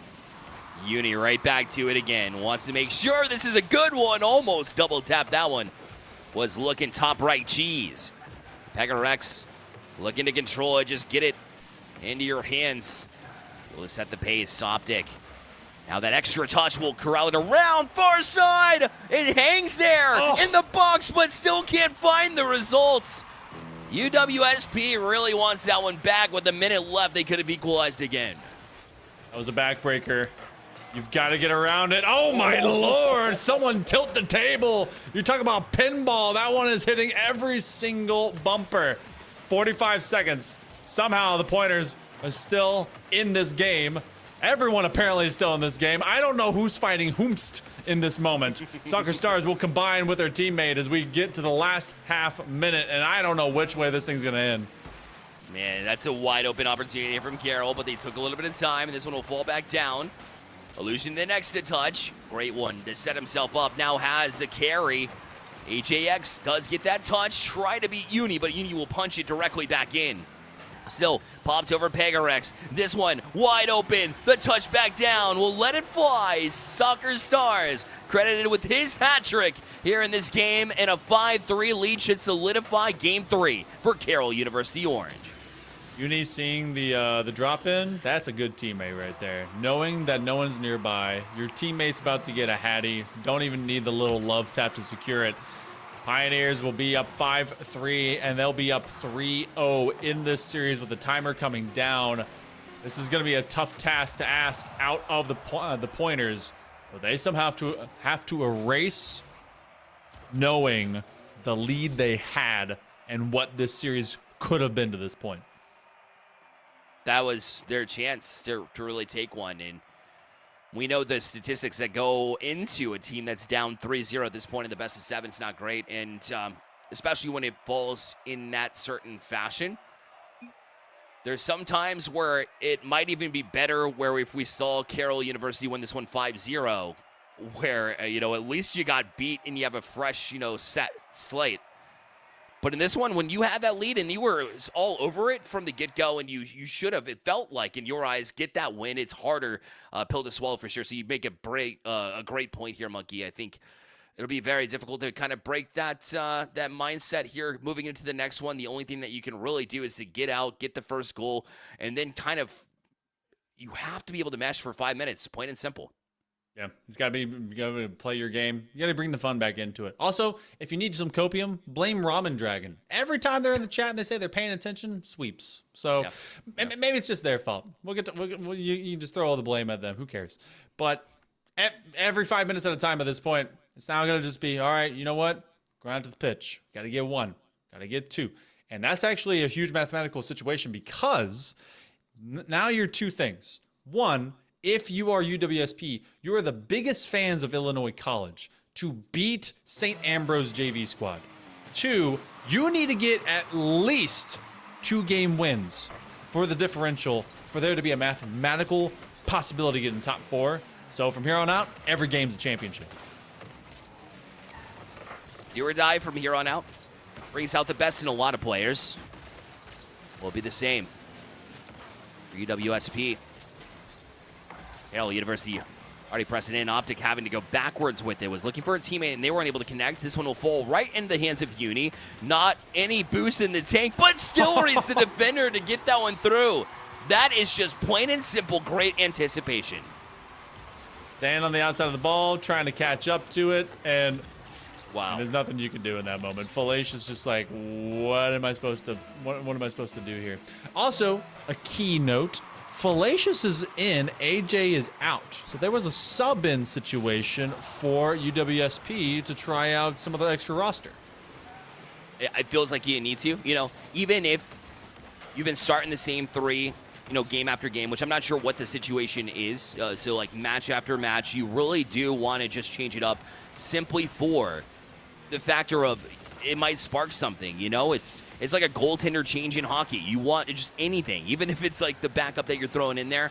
It could just be that tonight's their night and they get a chance to shine. But right now it's tough because you're down 2-0, just over a minute played. We got a lot similar here to game number 1. And so far, Carroll University, the Pioneers are on a runaway train. Actually, the Pioneers... No. I've been living in West Virginia for way too long. I was like, do they get coal? But that's a different thing altogether. That's a different kind of... That's a mountaineer. So either way, Pioneers, they're digging their way through... Man, I'm just stuck in the mountaineer style now. You know what? Moving on. Minute 15. They got those 2 goals. Sure did. They bring it through. Look at that. Pure control there from Illusion. And now add some support. But Fallacious and Optic were able to combine for a big pinch, a banger, to get out of the defensive zone. Look at that clean touch, too. Soccer Stars, not exactly the touch they wanted, but it does fall to a teammate, and Uni's able to work some time. If nothing else, that's all you really are doing here. It's off the back wall. Another opportunity. Illusion able to put that one on target. Scrambling here going on from the Pointers. And even though they're not able to get back to it, finally a breakout here from Carroll as UWSP made it a little bit difficult. They swing back. Fallacious will play off the corner. Teammate not able to get to it. Transition play here from Carroll. The tap back down off the crossbar, but a full commit here from Carroll. But UWSP played it right to Carroll University and where they were sitting basically back at midfield. Yeah, that's an unfortunate position because there was actually no safety net for that 3-man sweep. You talked earlier about the Anaheim Ducks and just seeing them, or the Mighty Ducks, and seeing them going quackers in a triangle formation. That's exactly the flat line back line that Carroll University posted up. And UWSP, if they had been able to cite that, might see themselves playing it into a counter. Optic, shot, they'll take it away. You drop one loose, and they will capitalize. Yeah, especially Optic has been very much a strong member of UWSP here in this series. They've been the ones that really call their own name, both defensively, and now you're seeing it on the offensive side of the ball. And you said one at a time, and right now that's what they're giving us. Just need a couple more to get back into it, and 2:22 left certainly says that you have plenty of time here. You got to be able to connect here with the ball. Optic left on an island just by himself. A couple of members of Carroll University to punch it back in. They're going to make life difficult here for the Pointers defense. But a good bump there will free up some space. That's something we haven't seen, is a lot of physicality. Also, we're not seeing much defense there from Carroll. They're out of position, and UWSP going to take advantage of it. 2-2 at 2 minutes. Just a booming rainbow shot, and you see everyone spread. I think it's Illusion as well as Soccer Stars just caught it mid and wide.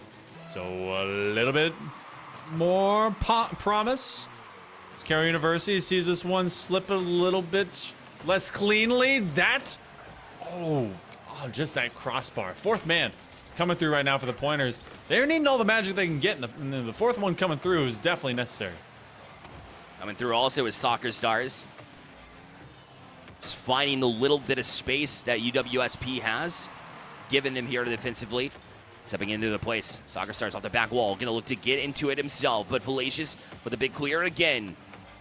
Big time play for somebody who's coming in and relatively cold as the sub. And making some pretty big plays here defensively. I don't think it's a coincidence they've been able to equalize. No disrespect to AJX, who was also in the series a little bit earlier for UWSP.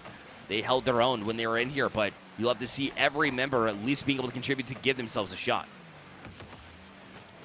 Uni trying to just slow roll this one around. Optic has a chance that they could get to that ball. That was another open back line. I'm starting to be a bit concerned about the back zone play. I know Carroll is running with confidence, and giving up a game right now wouldn't be a huge deal, but the way that they are flattening the latter 2 rotations from their triumvirate is starting to get a bit scary. Optic, that one goes wide. Soccer Stars kind of throws it outwards, but Uni is always present and accounted for. Another blitzer. This one going crossbar. They might be able to do it again. They want a soft give and go, but they had to take off too much pace and couldn't get back to the ball. Soccer Stars kind of lingering. Could this be the opportunity that UWSP needs to get down the field and get an offensive chance? Not when you've got them all over you. An Illusion with a big goal to go up 3-2 for Carroll University with just 21 seconds left. It is no illusion to see that player up and always ready to finish an effort. Replex, I see you out there. That's your teammate, or rather, that's your roommate. You better be giving a high five whenever they're done with this one. 3-2. 20 seconds to go. Still an opportunity. What a save by Illusion. The timer forthcoming. Pioneers might be ready to sweep. Oh, no. A miss there from Fallacious. Had the opportunity. Gonna pop this one, though. Still in a dangerous spot. What a save. Somehow stayed out. This one back down, though. They can't get to it. Oh, heartbreaking here for the Pointers. But it's Carroll University Orange to walk away with a 3-2 victory in Game 4 and complete the sweep. That will mathematically eliminate the Pointers from fall postseason contention due to the differential for their game record. So now that leaves everything up to the situation between Illinois College and St. Ambrose for at least seeding. So we'll get to see how all of that kind of stacks out, because I believe that Northwestern College, with their differential at -9, even if they improve upwards, they can't touch what St. Ambrose has. So St. Ambrose is like, whew, no matter what we do tonight, we're in. Cool. All right. Feels good, man. Oh, listen, you definitely keep sharp eyes on this, unless they're completing a match of their own. I'm not sure what the situation was there, so hopefully they're focused on their game to bring some momentum into the playoffs, which they'll be able to solidify too. And we saw a very strong team, across the pitch that they have to deal with. Carroll, I've also gotten to see on the Post University channel as well, so that they've certainly been really establishing something that's very deadly in that division. So they're going to be carrying a head of steam themselves after that 4-0 victory. So that's how you want to be able to kick things off, especially come playoff time. Yeah, that team looks very complete. I love what we got out of Illusion. Everyone looks very solid for that squad overall. So we get to find out how they'll be doing, especially into Division 7. I love all of our divisions of NECC, and it's really cool to really see all of the programs come out to play, especially all of you in chat. You've been just lovely. Mwah, chef's kiss. And of course, love over to Wenzel's Farm. It was a Wisconsin battle, so make sure that you love your Wisconsin meats, because they're the ones that do it kind of the best. 14 mouth-watering flavors, meeting your heart out. Just don't have any cholesterol in there. Just have as much as you can. Hydrate. But Wenzel's Farm, legendary Wisconsin meat sticks, 1977. Make sure you pick some up today. But as well with us, as we got one more matchup. It's gonna be a fun one. It's gonna be a big one. I believe it's Div 3. So that's gonna be UCF, their academy squad, going against Winthrop. It's another showcase over of South Carolina. Can they do the same thing what was done before? We'll find out after this short break.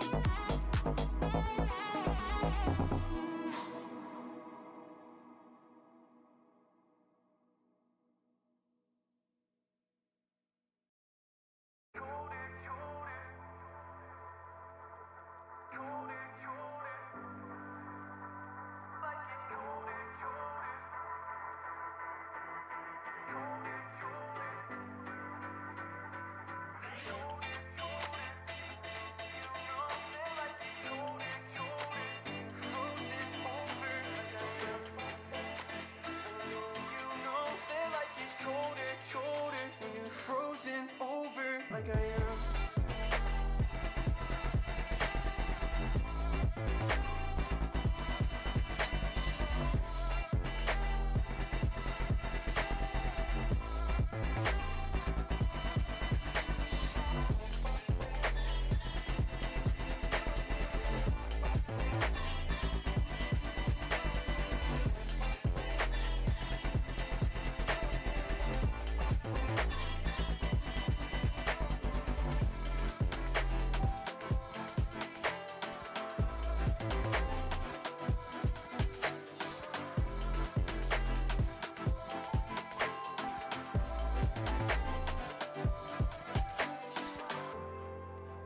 Well, I know you know that like it's colder, colder when I'm older, older than I am.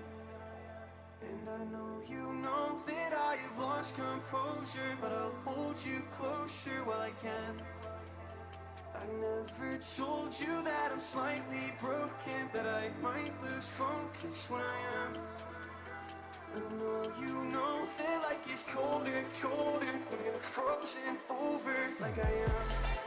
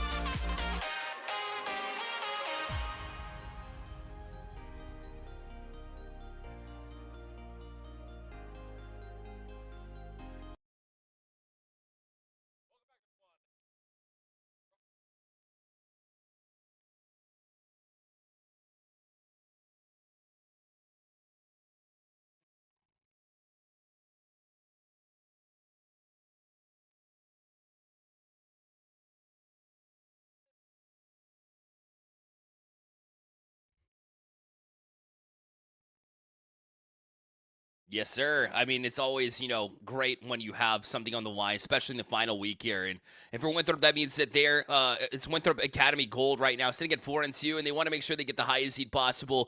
Shenandoah University, who we know very well, it's actually in your backyard and who I've been connected with a few times. Well, they've been able to advance themselves forward, so Winthrop wants to be able to win this one to hold themselves into that third spot, lock themselves into a better playoff spot, because when it comes playoff time, we know how difficult it can be to transition and try to play against the 1 and 2 teams of another area.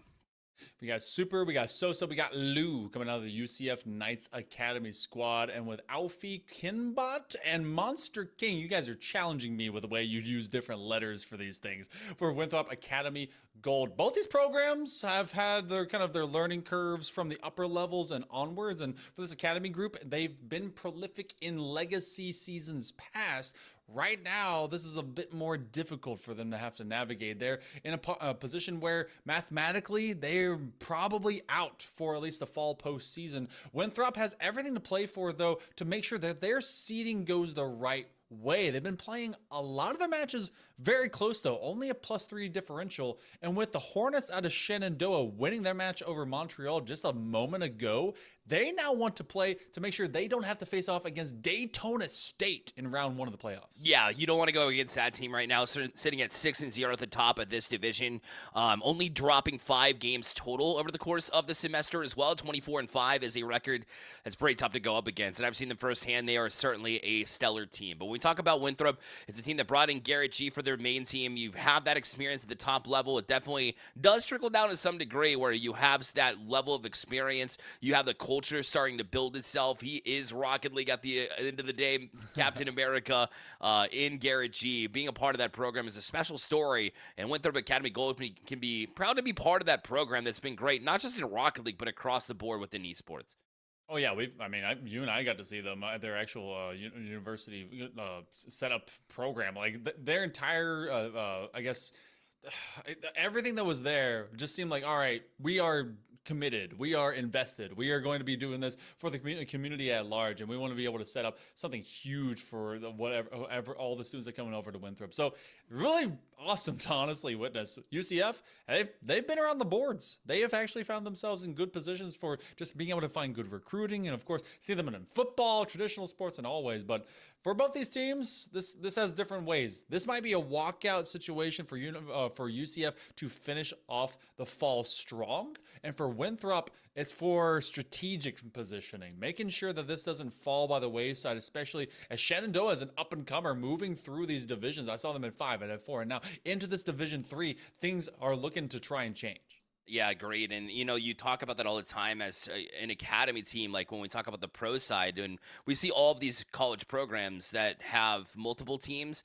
But every player that's a part of this team as well wants to make a case for themselves as well as they move forward. Obviously, you play as a team. You want to be a cohesive team first and foremost. But if you want to be able to kind of advance yourself as far as what team that you get to compete on too, sometimes it has to deal with scholarships. Now, I'm not talking specifically for UCF. I don't know the situation there. But obviously, you want to be a household name at the end of the day for some of these players. And one way to do that, even if you're out of the playoffs, at least this semester, is by making a name for yourself here. That way, when you transition to next semester, the coaches know that you have that no-quit attitude, that you're ready to go and ready to take on teams like a Winthrop. So I'm interested to see UCF, even though they might be out. There's so much to watch regardless. It really is, and that's what we see across all of our divisions, especially all of our conferences within each of those divisions. And you don't play the game just to be like, all right, well, we give up because there's nothing to stand. No, you finish out, and they can still make an impact on the overall playoff race, especially with Winthrop trying to vie for maybe that number 2 seed. It's locked away by differential because right above them is Cumberland. I mean, that program, everyone, as we start to speak, as we approach our upper 3 divisions of NECC, begins to get tougher, and you start to recognize even more depth for each one of them. So they're going to be in a solid spot whichever way that they mix the top 4 of both East A and East B for this stage. So we'll see how that kind of racks out. And going immediately into next week, postseason just begins churning. So it's not like there's any real rest. You go from literally this Wednesday, Bear, and you leap across a week, and suddenly you're facing single elimination, which is where a lot of teams suddenly rise in some falter, I feel like Winthrop might have the experience to keep themselves calm, especially with, your Captain America trying to keep everyone cool over there with Winthrop. No doubt. It definitely comes into handy, and the pressure is never hotter than, being at the pro level and being able to win world championships for sure. And obviously, we're not talking about that kind of stakes, but it's still, in these players' minds, it certainly can be. This is some of the biggest moments, bigger moments than I've ever had in the game of Rocket League, right? Because this is Division 3 at the end of the day of NECC, is no small feat in collegiate Rocket League. That's impressive.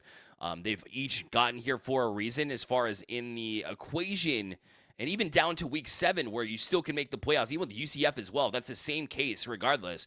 You've done that. You put yourself in that position, and you want to be able to close out, and that's what Winthrop is looking to do. So this will give us a sneak peek, because either way, they will be in the playoffs, but it will dictate, number 1, who you play, and number 2, how you play under that pressure.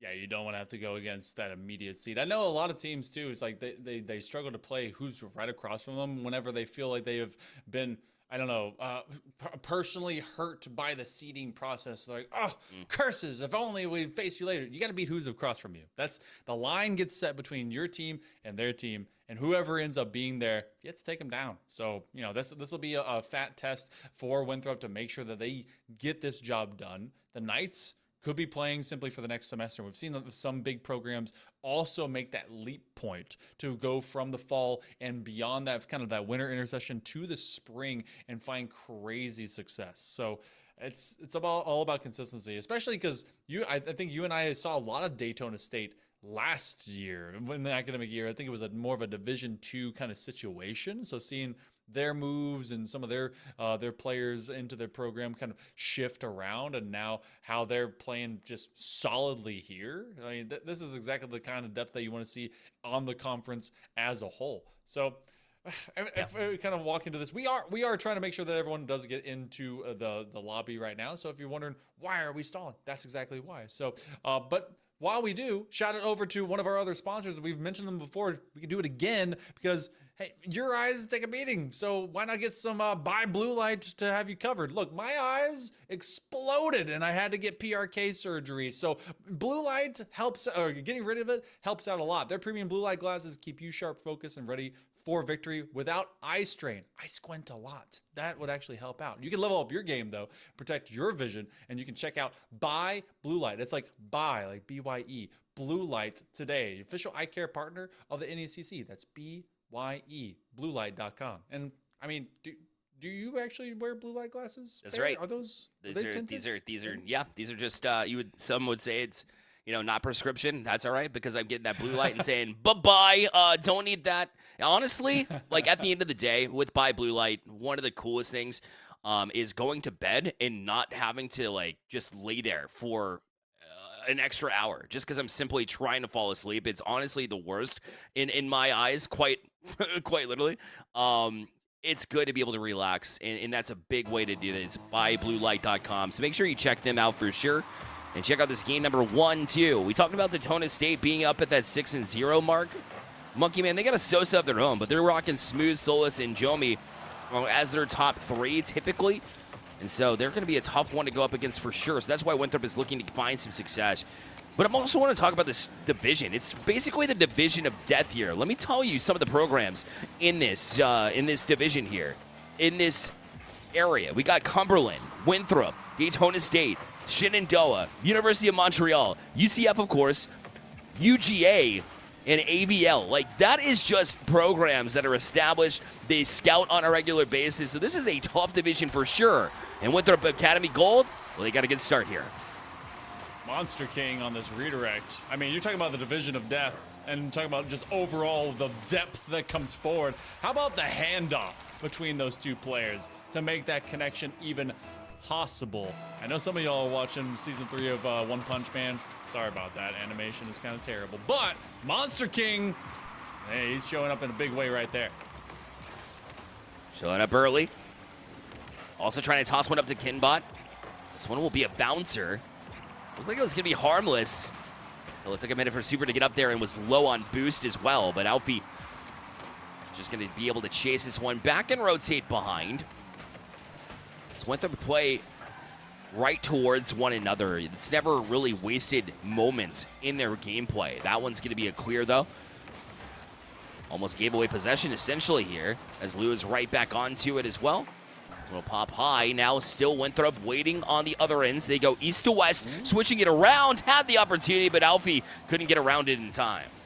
Alfie thought that they had to cut closer to that near side post as that was being worked off of that zone, not realizing that they were going to beat 2 defenders out of UCF. So the Knights actually getting away with one as Winthrop had the posture and ability to possibly put in the second goal. Lou, catch and go. This ends up going backwards. So Monster King has to field it and then give that one right back over to Alfie to give them a second chance with 2 minutes already elapsed off of this quick timer.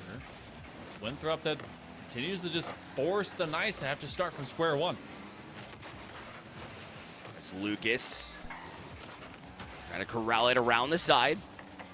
Ball's right back in the hands of Kinbot, and then just going to try to flick it over Super. Did a good job recovering to get a touch, but still in their way. Winthrop gets that flip reset. Wants to go far side, going to be dunked. Alfie made up for it there, and now it's a 2-0 lead for Winthrop. Monster King, good flip reset to make sure to extend this play. And you get Luke accidentally bodying through his teammate and Sosa, but it was also because they were ended up backwards off of the extra effort from Monster King. And yeah, like you said, Alfie didn't expect it the first time, was very much on the nose and on the mark this time around. Winthrop continues to just not let UCF really play the game. They've had a tough time really getting things started, getting the engine rolling. Really might be just a matter of time before they start just challenging little by little on Winthrop, finding the little spots that make it difficult. But they're still playing it defensively a little bit as Super had to basically position his car backwards in order to get a 50 to go their way. This one going to right back in the zone. Will fall back down, and goodbye. You're demoed off the pitch. That'll allow Winthrop to take a 3-0 lead. Nothing easier to score on than when you delete your would-be opponent, turn them into ashes and echoes and forgotten dreams. Well, then you just guide your team along. So, a nice gap opened up. Sometimes an open net can be tough, but not when you're seeing your squad lead you in the right direction. Hold them by the hand and create mayhem. UCF is finding this one to be insufferable. Lucas trying to change the fate here, but it seemed like a lone effort. As none of the rest of the Knights were prepared to jump in their place, and Sosa will get a pinch. Rated as a save as well in that moment. They bounce away from Kinbot momentarily. This one bounce off the back wall. Bit of a double commit there too, but it serves as a pass. Will go bar down, but not in. And Lucas will have to try to handle this one. He's low on boost. The rest of his teammates are demoed off of it. Well, Lou did a great job of just buying time for his teammates to respond here. Kinbot, they saw Monster King do that early on, and they wanted to replicate that process if they possibly could. I'd be able to do it again, as they've really been attacking this near side right corner, but 65 seconds now. Winthrop has done fantastic work, and UCF is still trying to find their way into this game. First little mark on the series. Playing this one slow. Kinbot will have a backup in the form of Monster King, looking for a monstrous dunk. Sosa plays that one calmly. They go to the backboard. We're at the 45-second mark, looking for some spark of life, and Monster King will shut that shot down. Yeah, nothing they are looking to attempt to do has been successful, and it's all because of their reading of the play. This looks good, though, as Super got it right back up to his teammate. Even the tap down perfectly. Right in the hands of Alfie. Trying to play it past Lucas. He's backwards now. We'll have to rely on Sosa, but you've got a member of the Eagles already up for it. They're going to be pressing yet again. Lucas did a good job to get it back, but it's right to Monster King. He's the flip to try to challenge in on Super. Kinbot sees it fall right back down to Alfie as they play 1-2 punch. Play keep away here at this point in time. Winthrop Academy Gold. We said they needed to take care of business. Game one looks strong in that effort as they win 3-0 here and go up in the series. Flawless fluidity finds fortune's favor as Winthrop Academy just slide and glide right through UCF with about, 10 shots to 3. You get more saves than you do opportunities to move upfield and really threaten the back line of Winthrop. Feels like this is not the way that you want to start things off. The good news, it's game number 1. UCF got to find a spark, got to find their toes forward instead of reeling back on their heels. But Winthrop, I mean, they ran behind the expertise and the guidance and the experience of Monster King more often than not. It feels like that's the player that you definitely got to shut down. Yeah, it is, and it's tougher to do than maybe you hope for because of how balanced the effort was. I say this all the time, and it really is the teams that are more spread out across the board that do find a little bit more success. Not because you can't have like a superhero, if you will, or some player that can really carry a team and get things going, but it's just so difficult to read where every play is going to come from. Every member of Winthrop got on the board in the goal column. All of them got assists. I think one actually did not have an assist, but they had an extra save on the board as well. And plus the shot count there as well. It was 3-3-4 from them respectively. So it's really tough to be able to focus on one player. And yes, they were dynamic, but it's maybe you take one out of the play and it kind of breaks that cohesion. That's the way that I see it. So perhaps maybe that keen focus will at least allow you to, get your entire team onto one mission and get them focused to be able to accomplish it. The toughest part, too, is that for every single player that they did eventually kind of shut down, even in the midfield or even to their own back line when they had to receive them, there was someone to fill their spot. It was a relentless and fearless style of attack coming from out of Winthrop. And you got to wonder, I mean, when you do recruitment for these programs, for these universities, whenever you bring in the big dogs, it pays off for not just the way they play, but also the way they teach. Huge save as Super. They were the ones putting shots on early for Winthrop, or rather for UCF to try and challenge Winthrop, but it's Alfie that comes up with a nice stop. Wow. Yeah, nice and understatement for sure. I mean, that one off the bar, it goes in 9 times out of 10. To get back to that one was impressive for sure. He's showcasing some of the speed, some of the mechanics as well, and maybe even a little bit of bounce luck to be able to keep that one out. Winthrop basically turns everything on target too. It's very interesting and fun to watch this team work because they are never complacent. Another demo there from Monster King. So it'll be up to UCF and the Knights to be able to avoid some of this physicality because Winthrop is not only just strong when it comes to accuracy and their passing plays connecting, but then you have to deal with demos on top of that. In addition to everything else, it's going to be so much to try to track here for UCF. It is havoc to have to do it at such a pace. UCF is having to receive more often than they are creating. Super, again, is one of the few names that I keep calling out that might be able to find some value out here. Lou with a cut down is especially 2 crisscross applesauce from out of Winthrop Academy. Looking for a power flick, and they gain a lot. They punch it to the sky, but goes a bit too much to the backboard. You see Lou in full retreat. Sosa on the outside wing as they go for corner boost. Super on the abuse train as they punch into the back gut of a would-be Winthrop player. So this one is much more neutral as we already pressed through 100 seconds. Oh, great passing play too. The 1-2 punch. Super was awaiting that one at the top of the box for a minute. And when Sosa couldn't connect, Lucas was like, nah, I got this. Able to find a perfect pass. And Alfie has been so strong at finding those defensive plays and being able to get that save even when it's in a difficult spot. Even he came up empty-handed. That's how strong that play was. Rid of swiper, no swiping. How about sniper, no sniping? That's going to be Dora trying to guide them in the right direction to get away from a would-be shot opportunity. Winthrop. Oh, wow. This one just going to be guided in? Oh, what? Did they just get that off their teammate's nose? They did. Yeah, no boost left in the tank. Use the rest of the trail. I mean, that's impressive stuff. They just... What else could go? Like, you create your own luck, and I truly believe that, but the positivity of the luck of Winthrop and creating their own luck has been fantastic. And again, it looked like a 2v0 until Monster King was able to swing around and basically just take it from them. And now he's creating something out of nothing with a demo there. But a great, strong play there from UCF to just bang it right back down the pitch. One thing that the Eagles out of Winthrop have not found is a goal so far here in game number 2. The UCF has found themselves some goldfish memory to not be flustered or frustrated as to what happened in the previous stint. Shut down defense as they do find it from the backboard. That one a bit fortuitous for the side of the Golden Knights.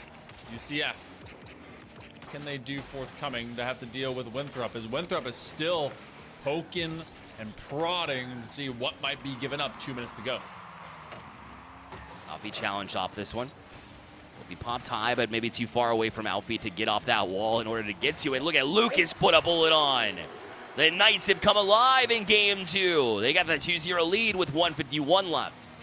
That's the slam hammer. You see Sosa on the set and then Lou on the follow-up thereafter. So that one is a nice center shot with a minute 50 left. UCF following up where they needed to because Winthrop was starting to really be a massive threat. That is not a team that you want to continue to leave in the game. With 2 goals, you got the insurance, you paid the premium. Now UCF Knights just need to play this one cleanly. Might as well build up again. If they get a third, that'd be even better. Bring it to him. Get a statement piece, but it looks like they're getting scored on. And the last thing you want to do is give away momentum to Winthrop. They just found that open space. They took advantage of it. They could find there from Alfie. It was basically an easy one. Easier one than we've seen Winthrop Academy Gold have all series long. So cutting the lead in half with a minute 32. They'll look to get right back to it here and maybe gain some momentum of their own as the Eagles go right off the kickoff too. That'll force Sosa up to make a save pretty early in the sequence. Still being pressed on as well. Sosa, low 50-50 will actually win. A great big play here for UCF. Playing that one so much slowly because if Sosa had decided to commit and dive that corner to go and get that big boost, then they would have been out of position, no backup line, and that ball might have been able to 50-50 off of any kind of shot opportunity. Instead, they're very patient. That's the way you got to do it. And looking to ring the crossbar again. Only 1 goal separates them. Winthrop has the opportunity to come back into this game. UCF started strong. They built upon it. The Eagles have gone nowhere. We got 50 seconds. Super catches. This one going to be challenged up, and they have the shot, but Lucas, perfect job to stay right there, positioned in net. No panic attitude. Now it's an opportunity on a one-on-one. Tries to go far side, but a good read from Monster King. We'll keep Winthrop's hopes here in this second game alive. 30 seconds left. Taps it up high, but a teammate was already up and way off the mark. Not sure if they caught a bump there on the backside because they looked a little bit off. With 20 seconds left here, Winthrop will try to get at least a little bit of offensive time, but it's been UCF in their zone. Great flick as well, and Super will clean up. And they're looking like they're trying to close out. That might have been the dagger here in this game too. Nice slow control. Super plays it to the outside lane of that ball and then brings it right back over. Just playing them just off of a yo-yo. See if they can send them around the world. 15 seconds left. Winthrop dominated game number 1. Let's be real. But that's the start of a series, not the end of it. UCF bites back. Sword is sharpened and it slams through the defense. That's going to be 3-1, and this one will tie us up. We have BO5 left after the first 2 games. You get back and forth. A great answer, exactly what you needed from UCF. If you win a close one, you're like, all right, well, maybe it just happened to tilt our way. To win a 3-1 is much stronger, and to win the shot count on top of that, to not have to play as much defense as you did the game prior, and all of your goals are coming with assists except for 1. It's a telltale sign that they stuck together, really did trust their teamwork, realized that Winthrop might have gotten away with the way that they were playing as a cohesive unit, but they were able to answer back and say, we have some of that same effort of our own. It doesn't matter if we're in playoffs or not. We're still going to show up, and they're going to try to play spoils here. It shows that they have that no-quit attitude in them, and it's something I love to see, man. And you definitely, you're playing to the whistle. You're playing to the final last line. And this is also one that the Hornets are looking at from out of Shenandoah. They're okay. If they end up dropping this series, then we trade places in the seeding markers. So it's very important for Winthrop. They want to go in as strong as possible. They want to maintain their 3rd seed position and not, they will be in the postseason. But it's about how high and how far to make things a little bit easier for themselves. And for UCF, this is the kind of thing you do. You go out there and you play spoiler. You rock them and sock them, and they would still have a winning record at the other end of this. So would be not quite the dream, but you can turn a meme out of the Eagles. So let's go to game number 3 as who starts maybe separating themselves. That one hits post early. Unlucky there from Super. And we talked about how Winthrop is a prestigious esports organization. Well, UCF was in CRL for how long? Multiple years. They're representing the East. So they certainly have some history of their own. They have definitely culture on the Rocket League side of things, and it's showcasing itself here. Everybody wanting to get to that next level, like we mentioned in the pregame show, and it certainly shows. So we'll see if they continue that same trend here, or if Winthrop can answer back with a win of their own. It's been back and forth series. in our first series that we saw here tonight, and that one's going to be a floater. Can they get to it? Super does a great job of digging that from the back line.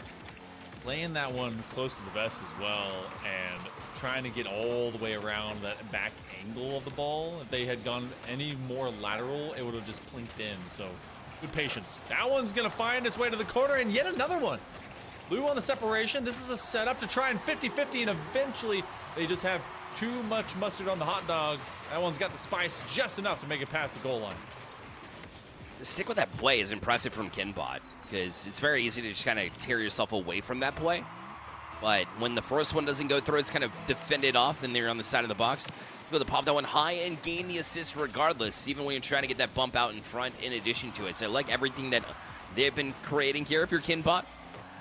And I'll be able to do the rest here. Winthrop Academy Gold back on top and in a lead for the first time since game number 1, which is important here. I feel like every game we've seen here tonight, whoever gets that first goal, 9 times out of 10 gets a win.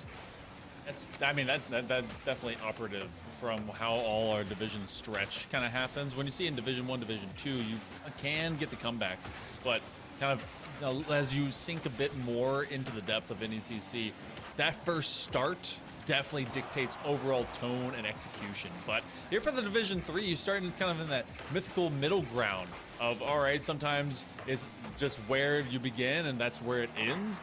But for Winthrop and for what we've seen so far, I mean, the pattern is exactly what you mentioned. A good first goal begets a lot of success thereafter. The UCF, they have maybe fortune's favor. Can they get there? Oh my goodness, so close.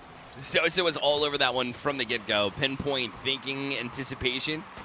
Just a little bit shy from the execution. Got a little big clear there from Kinbot. Let's see if we're on this one in a hurry. He's got Sosa up with him. That's a great pass. Will set himself up for that extra touch, even though it's defended by Kinbot. His shot's taken, but just wide. Accuracy going to harm them because they got Winthrop coming back the other way. Is Alfie going to be fought off of it by Super? And left for it. A bit of an awkward exchange here as a couple of players missed. They were just simply out of boost. Both teams really doing a good job of stagnating the other, and that's why we see such a low-scoring game in Game 3. All of a single goal. Harken back to seeing the South Carolina game, 12 goals and then a 0-0. This could still be the same level of sequential and succession and results. Putting out the goals and then only having one in that next following game. Alfie sweeping that goal line. The minute 50 left. Monster King is finding themselves playing a little bit more coy, a little bit more patient. They don't have to ring this one downfield. You can bury it at the post line and wait for UCF to come to you. That's also playing with your food and maybe being a bit dangerous.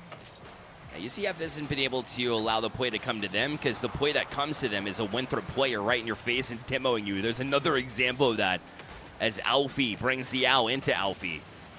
And now makes it difficult there. Another demo. This time Sosa returns the favor, but it pulled him out of position, and now it's Winthrop up 2-0. Saw Lou getting chased, Super just kind of Goomba stomps one, and then, I mean, I feel for Sosa in that moment because you're not expecting that wall play to be so threatening. You think it's just kind of buried to that zone and that you're going to follow up from that demo and then chase. But, yeah. Catching them off guard for the demo ends up being the crux. So 70 seconds. Winthrop Academy might have just done enough to seal this one up to get this series lead back. Oh man, opportunity again out in front for UCF. If you're gonna eat your words, it would have been that sequence right there. They seem to be on it, but able to quite finish it. Sosa's attempt to try to get there and shield it from Kinbot was unsuccessful. And Lou demoed Kinbot here, so they'll have some numbers, but not the boost that they take necessary in order to challenge it. And allow Winthrop and the Eagles. So they try to get out, but it dropped right in the hands of Kinbot. He took a shot. That one's going to be denied as well. Sosa on this one too. Looks to the middle, but Alfie fights that off with a strong defensive play. A very quick moment that could have been any degree less, and you could have had a shot out of the Super. Instead, you get a save out of Super. Good start. Kinbot back pass. 10 seconds to go. Sosa's left with a very narrow margin of error available, and now it's gotten even worse and worse as the seconds pass on. UCF, they're going to be shut out in this one, but Winthrop, They find the couple that are necessary to get themselves back in the lead before game number 4.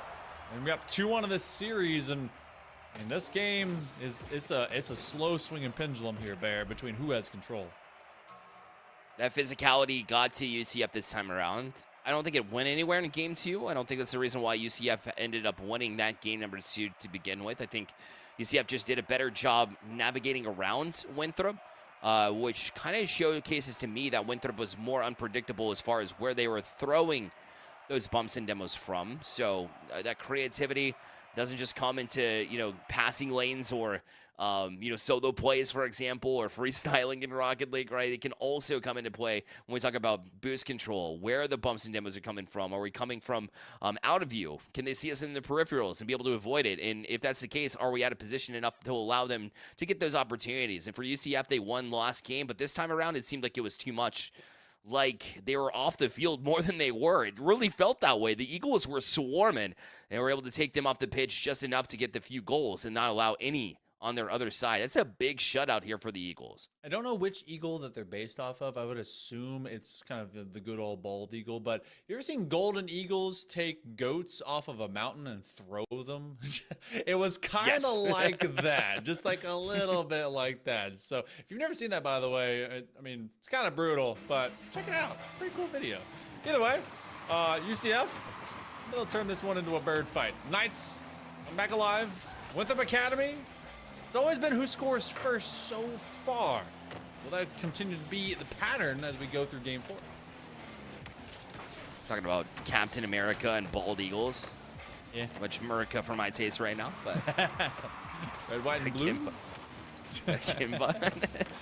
Look at that play. Oh, what a save though from Super. Monster King had a big offensive opportunity, but it was denied. That's how you deny the clip. That's how you keep your team ready to go. Spunky, sparky, ready to fight. But look how very little boost. There is about 18 boost between everyone. What are we sharing, a fuel pad?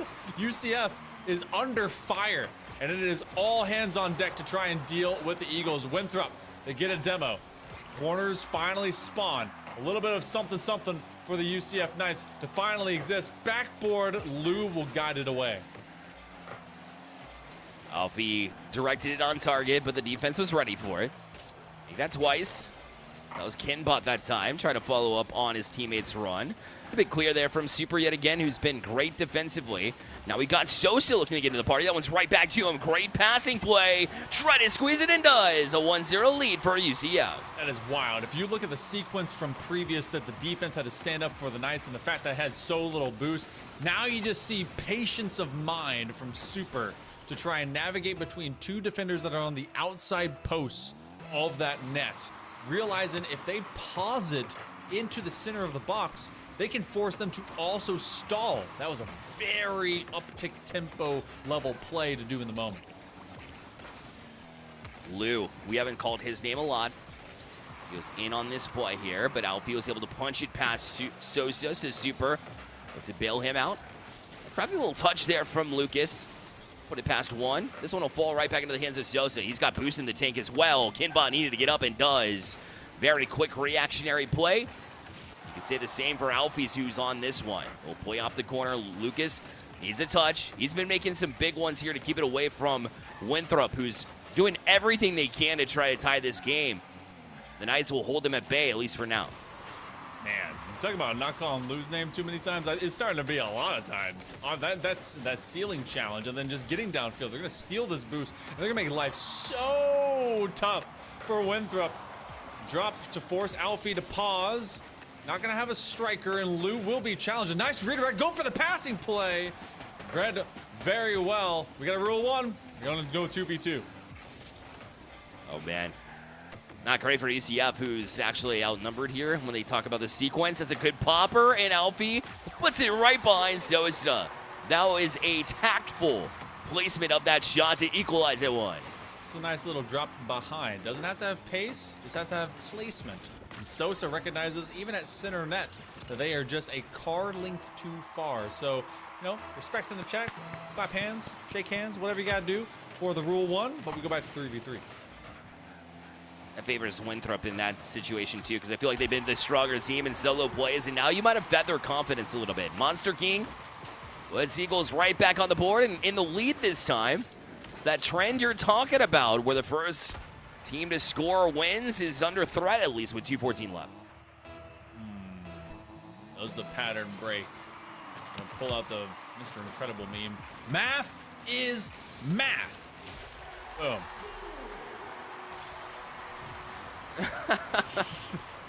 There you go. There you go. That's it. That was the answer to the question that we don't know yet. We probably won't until the very end. You know, it's going to be close. That's what I know. Those are the things I'm looking for here. 2:10 left. Equal on the scoreboard here. 2-1 series lead from Winthrop. You're just joining us here. So it's the sidewall popping up all the way ceiling high. Nobody from Winthrop is really ready to go ahead and pounce on that one. I guess they didn't have to be. They got plenty of time now. Flip reset from Monster, who's looking for a double. Also looking for a teammate. Neither worked out for him, unfortunately for him. But Inbot is still on this one. Heavy 50-50 from Super. And a shot that didn't have much momentum. Looking for the counterplay here for UCF. They have room to work with too. So that close. Be able to get the bump. I don't believe it would have mattered, though, as Winthrop had plenty of people back. Their rotations have been stronger and stronger as this game has gone on. And we'll see if it continues that way as we remain score dead even here at 2. 80 seconds, slowly counting down. This is a very necessary game, both these teams. The 3-1 put Winthrop on a match point.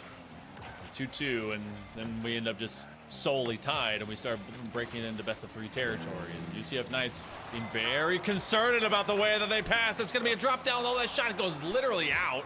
Just wide and away. Hoping for a pass. They're going to sneak through. That's going to go off the post. Oh. The fourth man showing up. It's 8 players on this pitch right now. Canbot and King, Monster King were a little bit awkward there in that exchange. None of them could get to it, but the boost in the tank allowed them to eventually step up. You got Kinbot.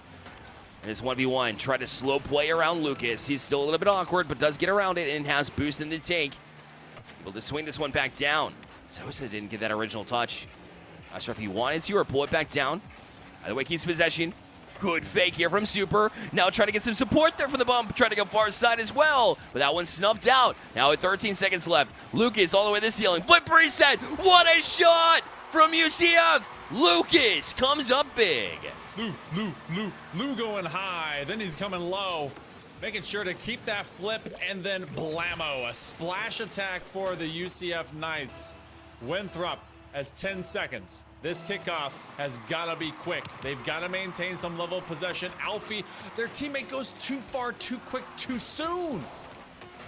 And that's going to allow it to come right back down. Just needs to hit the ground. A great job to avoid them. Easily done, right? Oh, it was a tight one. UCF Knights will be able to equalize the series here at 2. That very late-term goal was huge, and I was talking about getting points across the board. Look at the goals, assists, saves, all the way spread out for the Knights. Wow. Everyone getting involved, making sure to posterize into this matchup.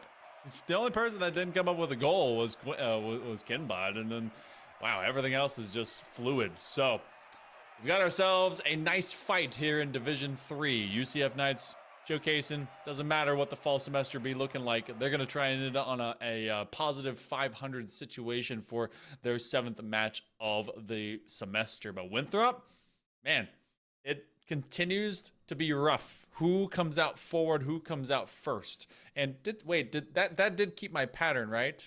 The first to score wins. Yes, it did. Yeah, let's look at that. Look at that. Okay, it's real. Well, I keep telling this poor pencil, man. This poor pencil. I know, dude. Listen. I treat mine well, so yeah, it's on me. In the lockdown. I think it proved that its leads are not completely safe, but the trend does continue. So that does make the first goal of the game really important here, especially when this Knights been trending that way. It's very difficult to kind of go up against that. So early starts are the keys to success right now, but also the avoiding of demos, because I did not see but one demo that entire game. Winthrop, where was your physicality? Bring it back, because you need it clearly to win these games against UCF here. Again, everybody in chat, minus the UCF Knights fans who, of course, believe in this team to be able to win this one.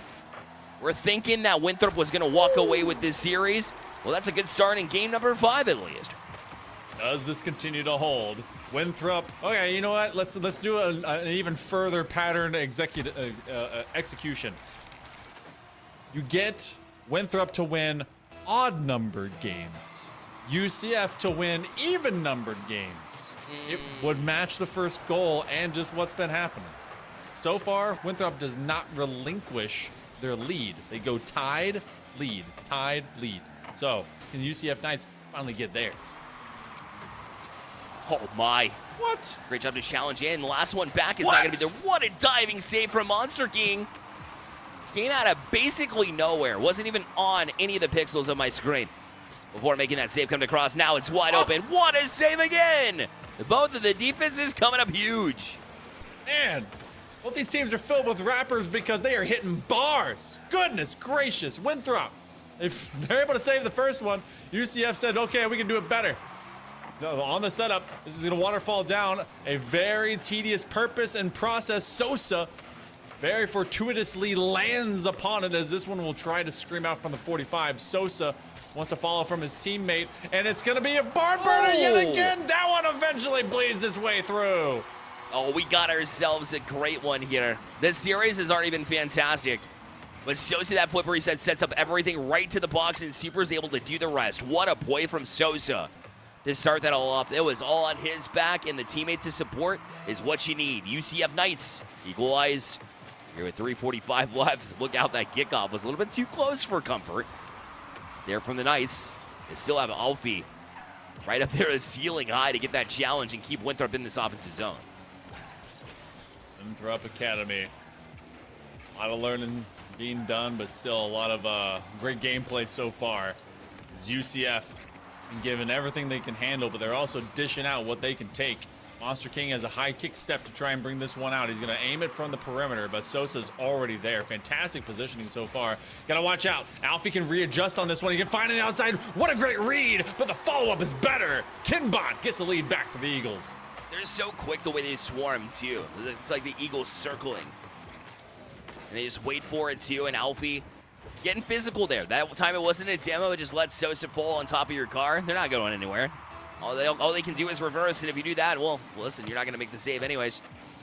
Winthrop Academy Gold right back on top is the answer here. Off back wall.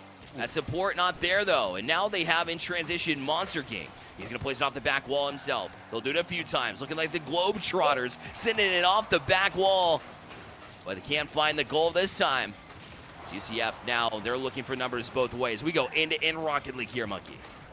Winthrop had a couple of great-looking opportunities and trying to find it from the outside. Oh, dunking off your own backboard for the save is an ambitious idea, and it's gonna pay off here for the Eagles, as that otherwise would have been pay dirt for the Knights. Both players, or rather both sets of squads, trying to get these setups to just navigate around, and just at the very last moment you squeeze out a clutch play. We're beyond the midway mark. Someone has to get match point. Winthrop right now just has a tedious lead. Surgical passes happening across this pitch. Oh. That's a double flip reset. Try to pull it back down for Kinbot. Will actually lure in the defense. Shot taken. But Super anticipates well. Kinbot and Alfie. Of a double commit there as they both wanted to take a shot. And I don't blame them. My eyes even got big here in the casting booth as far as wanting to put one like that in. But UCF Knights were able to fight it off and still within arm's reach with 140 left. It is so impressive what UCF is able to do with so little boost. There was a point where between 3 players, they only had 12.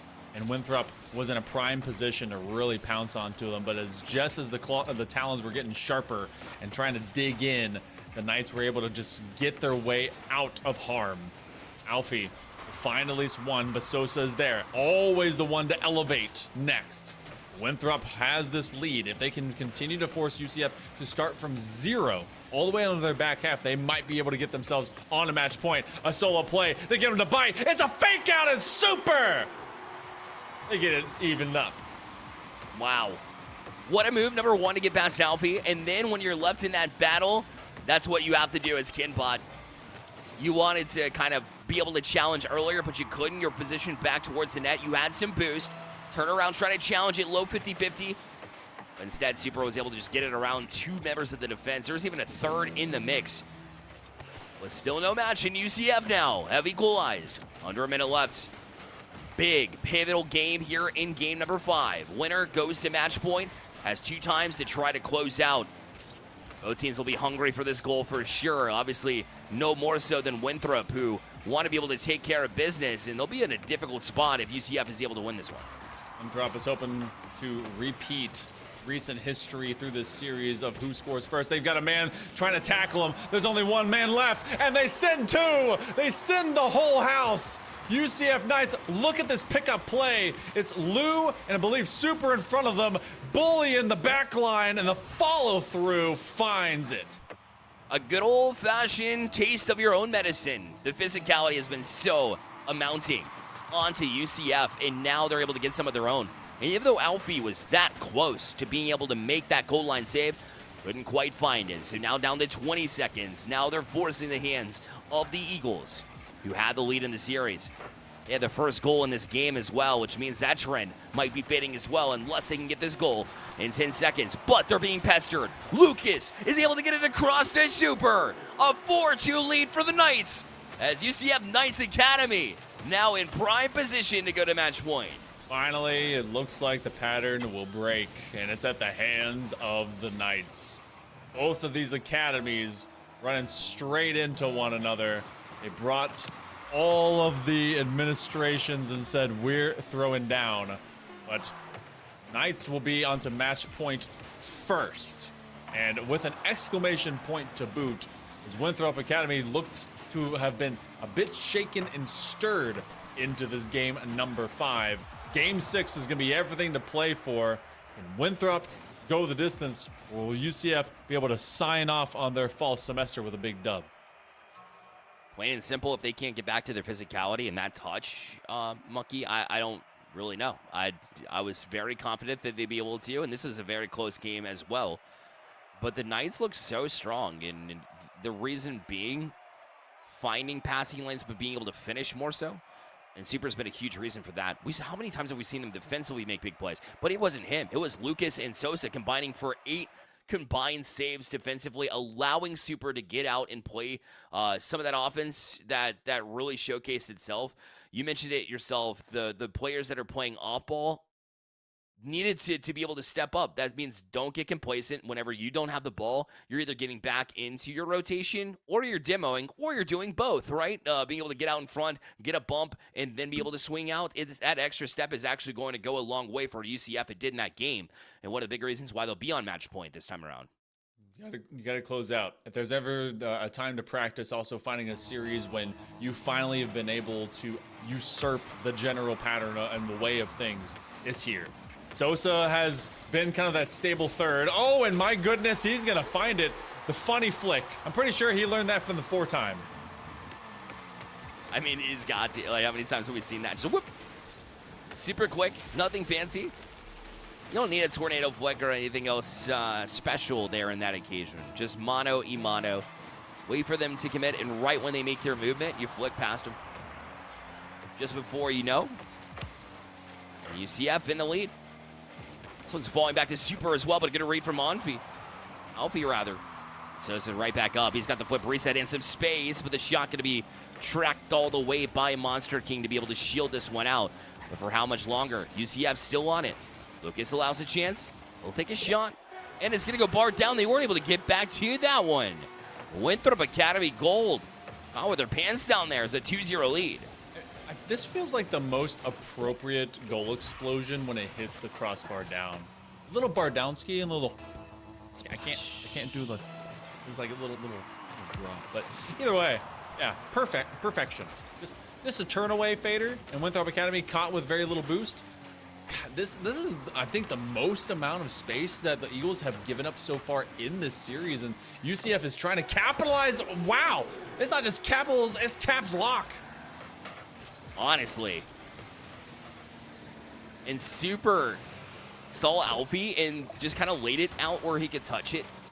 And the only place to go in a quick read is to find your teammate over the middle, but the thing was that UCF was prepared for that one and jumped all the way. It's almost like they were knowing Winthrop's habits and being able to jump in and be able to capitalize on those. It's been excellent.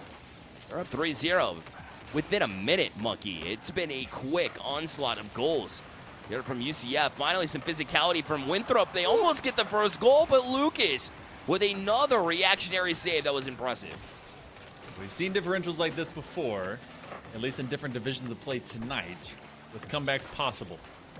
Hardest thing right now for UCF, they basically have a full game's worth of scoring, and especially into a shutout form. But they've only done one that did so in a minute. So the problem is that they now have to continue to build, and they have to push. Winthrop Academy is not exactly one to fade away from the idea of still getting into this back line, especially with the way they're just swarming over them. You ask them to keep doing this. The physicality has to be there. They need to be jumping on top of these Knights. The key part is that the Knights have been unafraid of doing the exact same thing.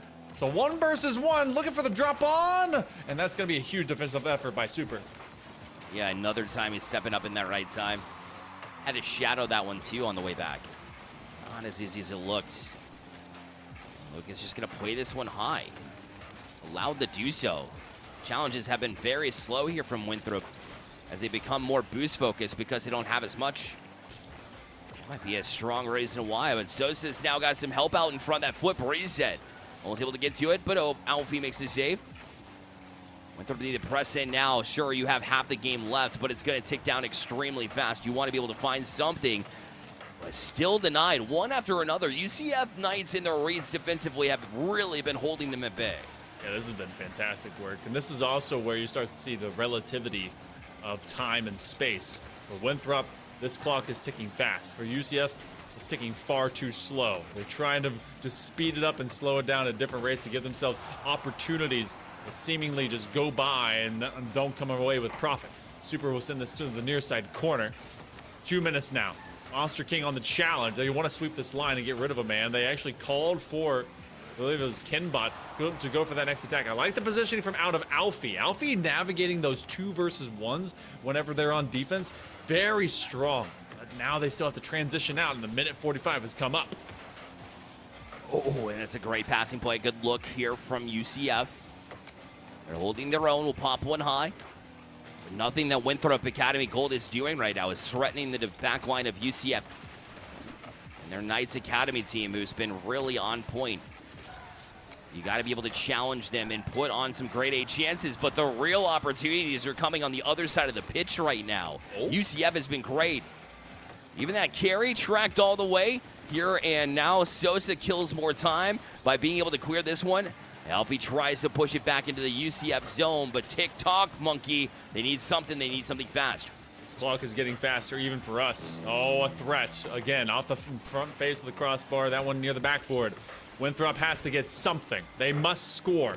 It has to be at least right within the next 20 or so seconds if it wants to be feasible and amenable to success of nearby.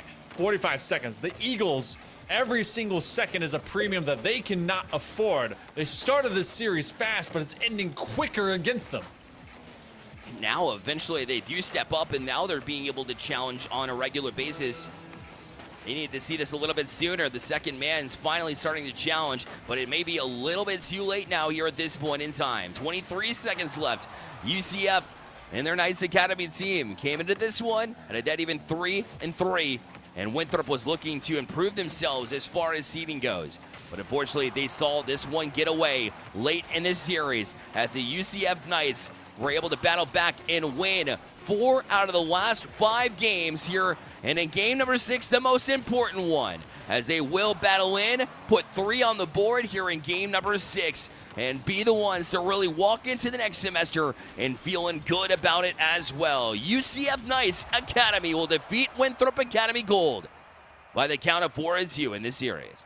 That also has now ripple effects across Winthrop's general seeding, as they will, based on my math, and feel free to check it, be dropping underneath Shenandoah So they'll be going from that 3rd seed into a 4th seed position. So the Hornets will be giving a nod over to the Knights and giving them a little thanks. For the Knights, they end up at 4-3. A lot of teams end up in 4-3 actually in this position. So it's neat to see how the tiebreakers really do matter. So if you're out there and you're letting some forfeits roll through, think better of that, because they very much can hurt you, especially when you're trying to qualify into the postseason. But what a fight! UCF has some good promise going to the spring. Yeah, I certainly do. I'll be keeping eyes on them for sure. And it's a good reminder here after about 3 hours of a stream that sometimes it can be some strain on your eyes here as well. So gamers, listen up. I'm talking to you. Your eyes, they take a beating out there.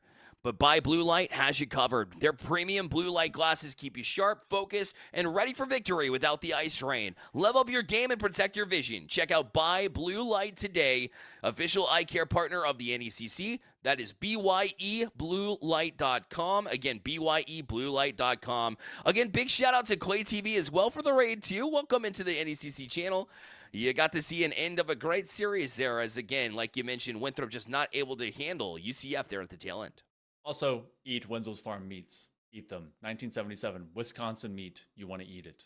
That's what you got to do out there. So, shout out over to all our squads that were able to win today. I believe it was USC that took it 4-2 in their series. A 4-0 sweep by Carroll. And then, of course, what you just got to win is from out of UCF, taking down Winthrop. So, a lot of fall semesters for some of these squads are ending. Some are still surviving. And we've got 3 more weeks, call it a month, if you will, if you want to say the 4th in the middle of it, for the playoffs to occur, because we got 2 weeks in succession. We got a break for Thanksgiving, so shout out to all the gang that's going to go and get some turkey. If you don't, no big deal. And then the first week of December will be the fall finals here for NECC. And also shout out over to Chippy for putting our faces in your spaces and having a great time with you, Bear. It's been an awesome semester so far.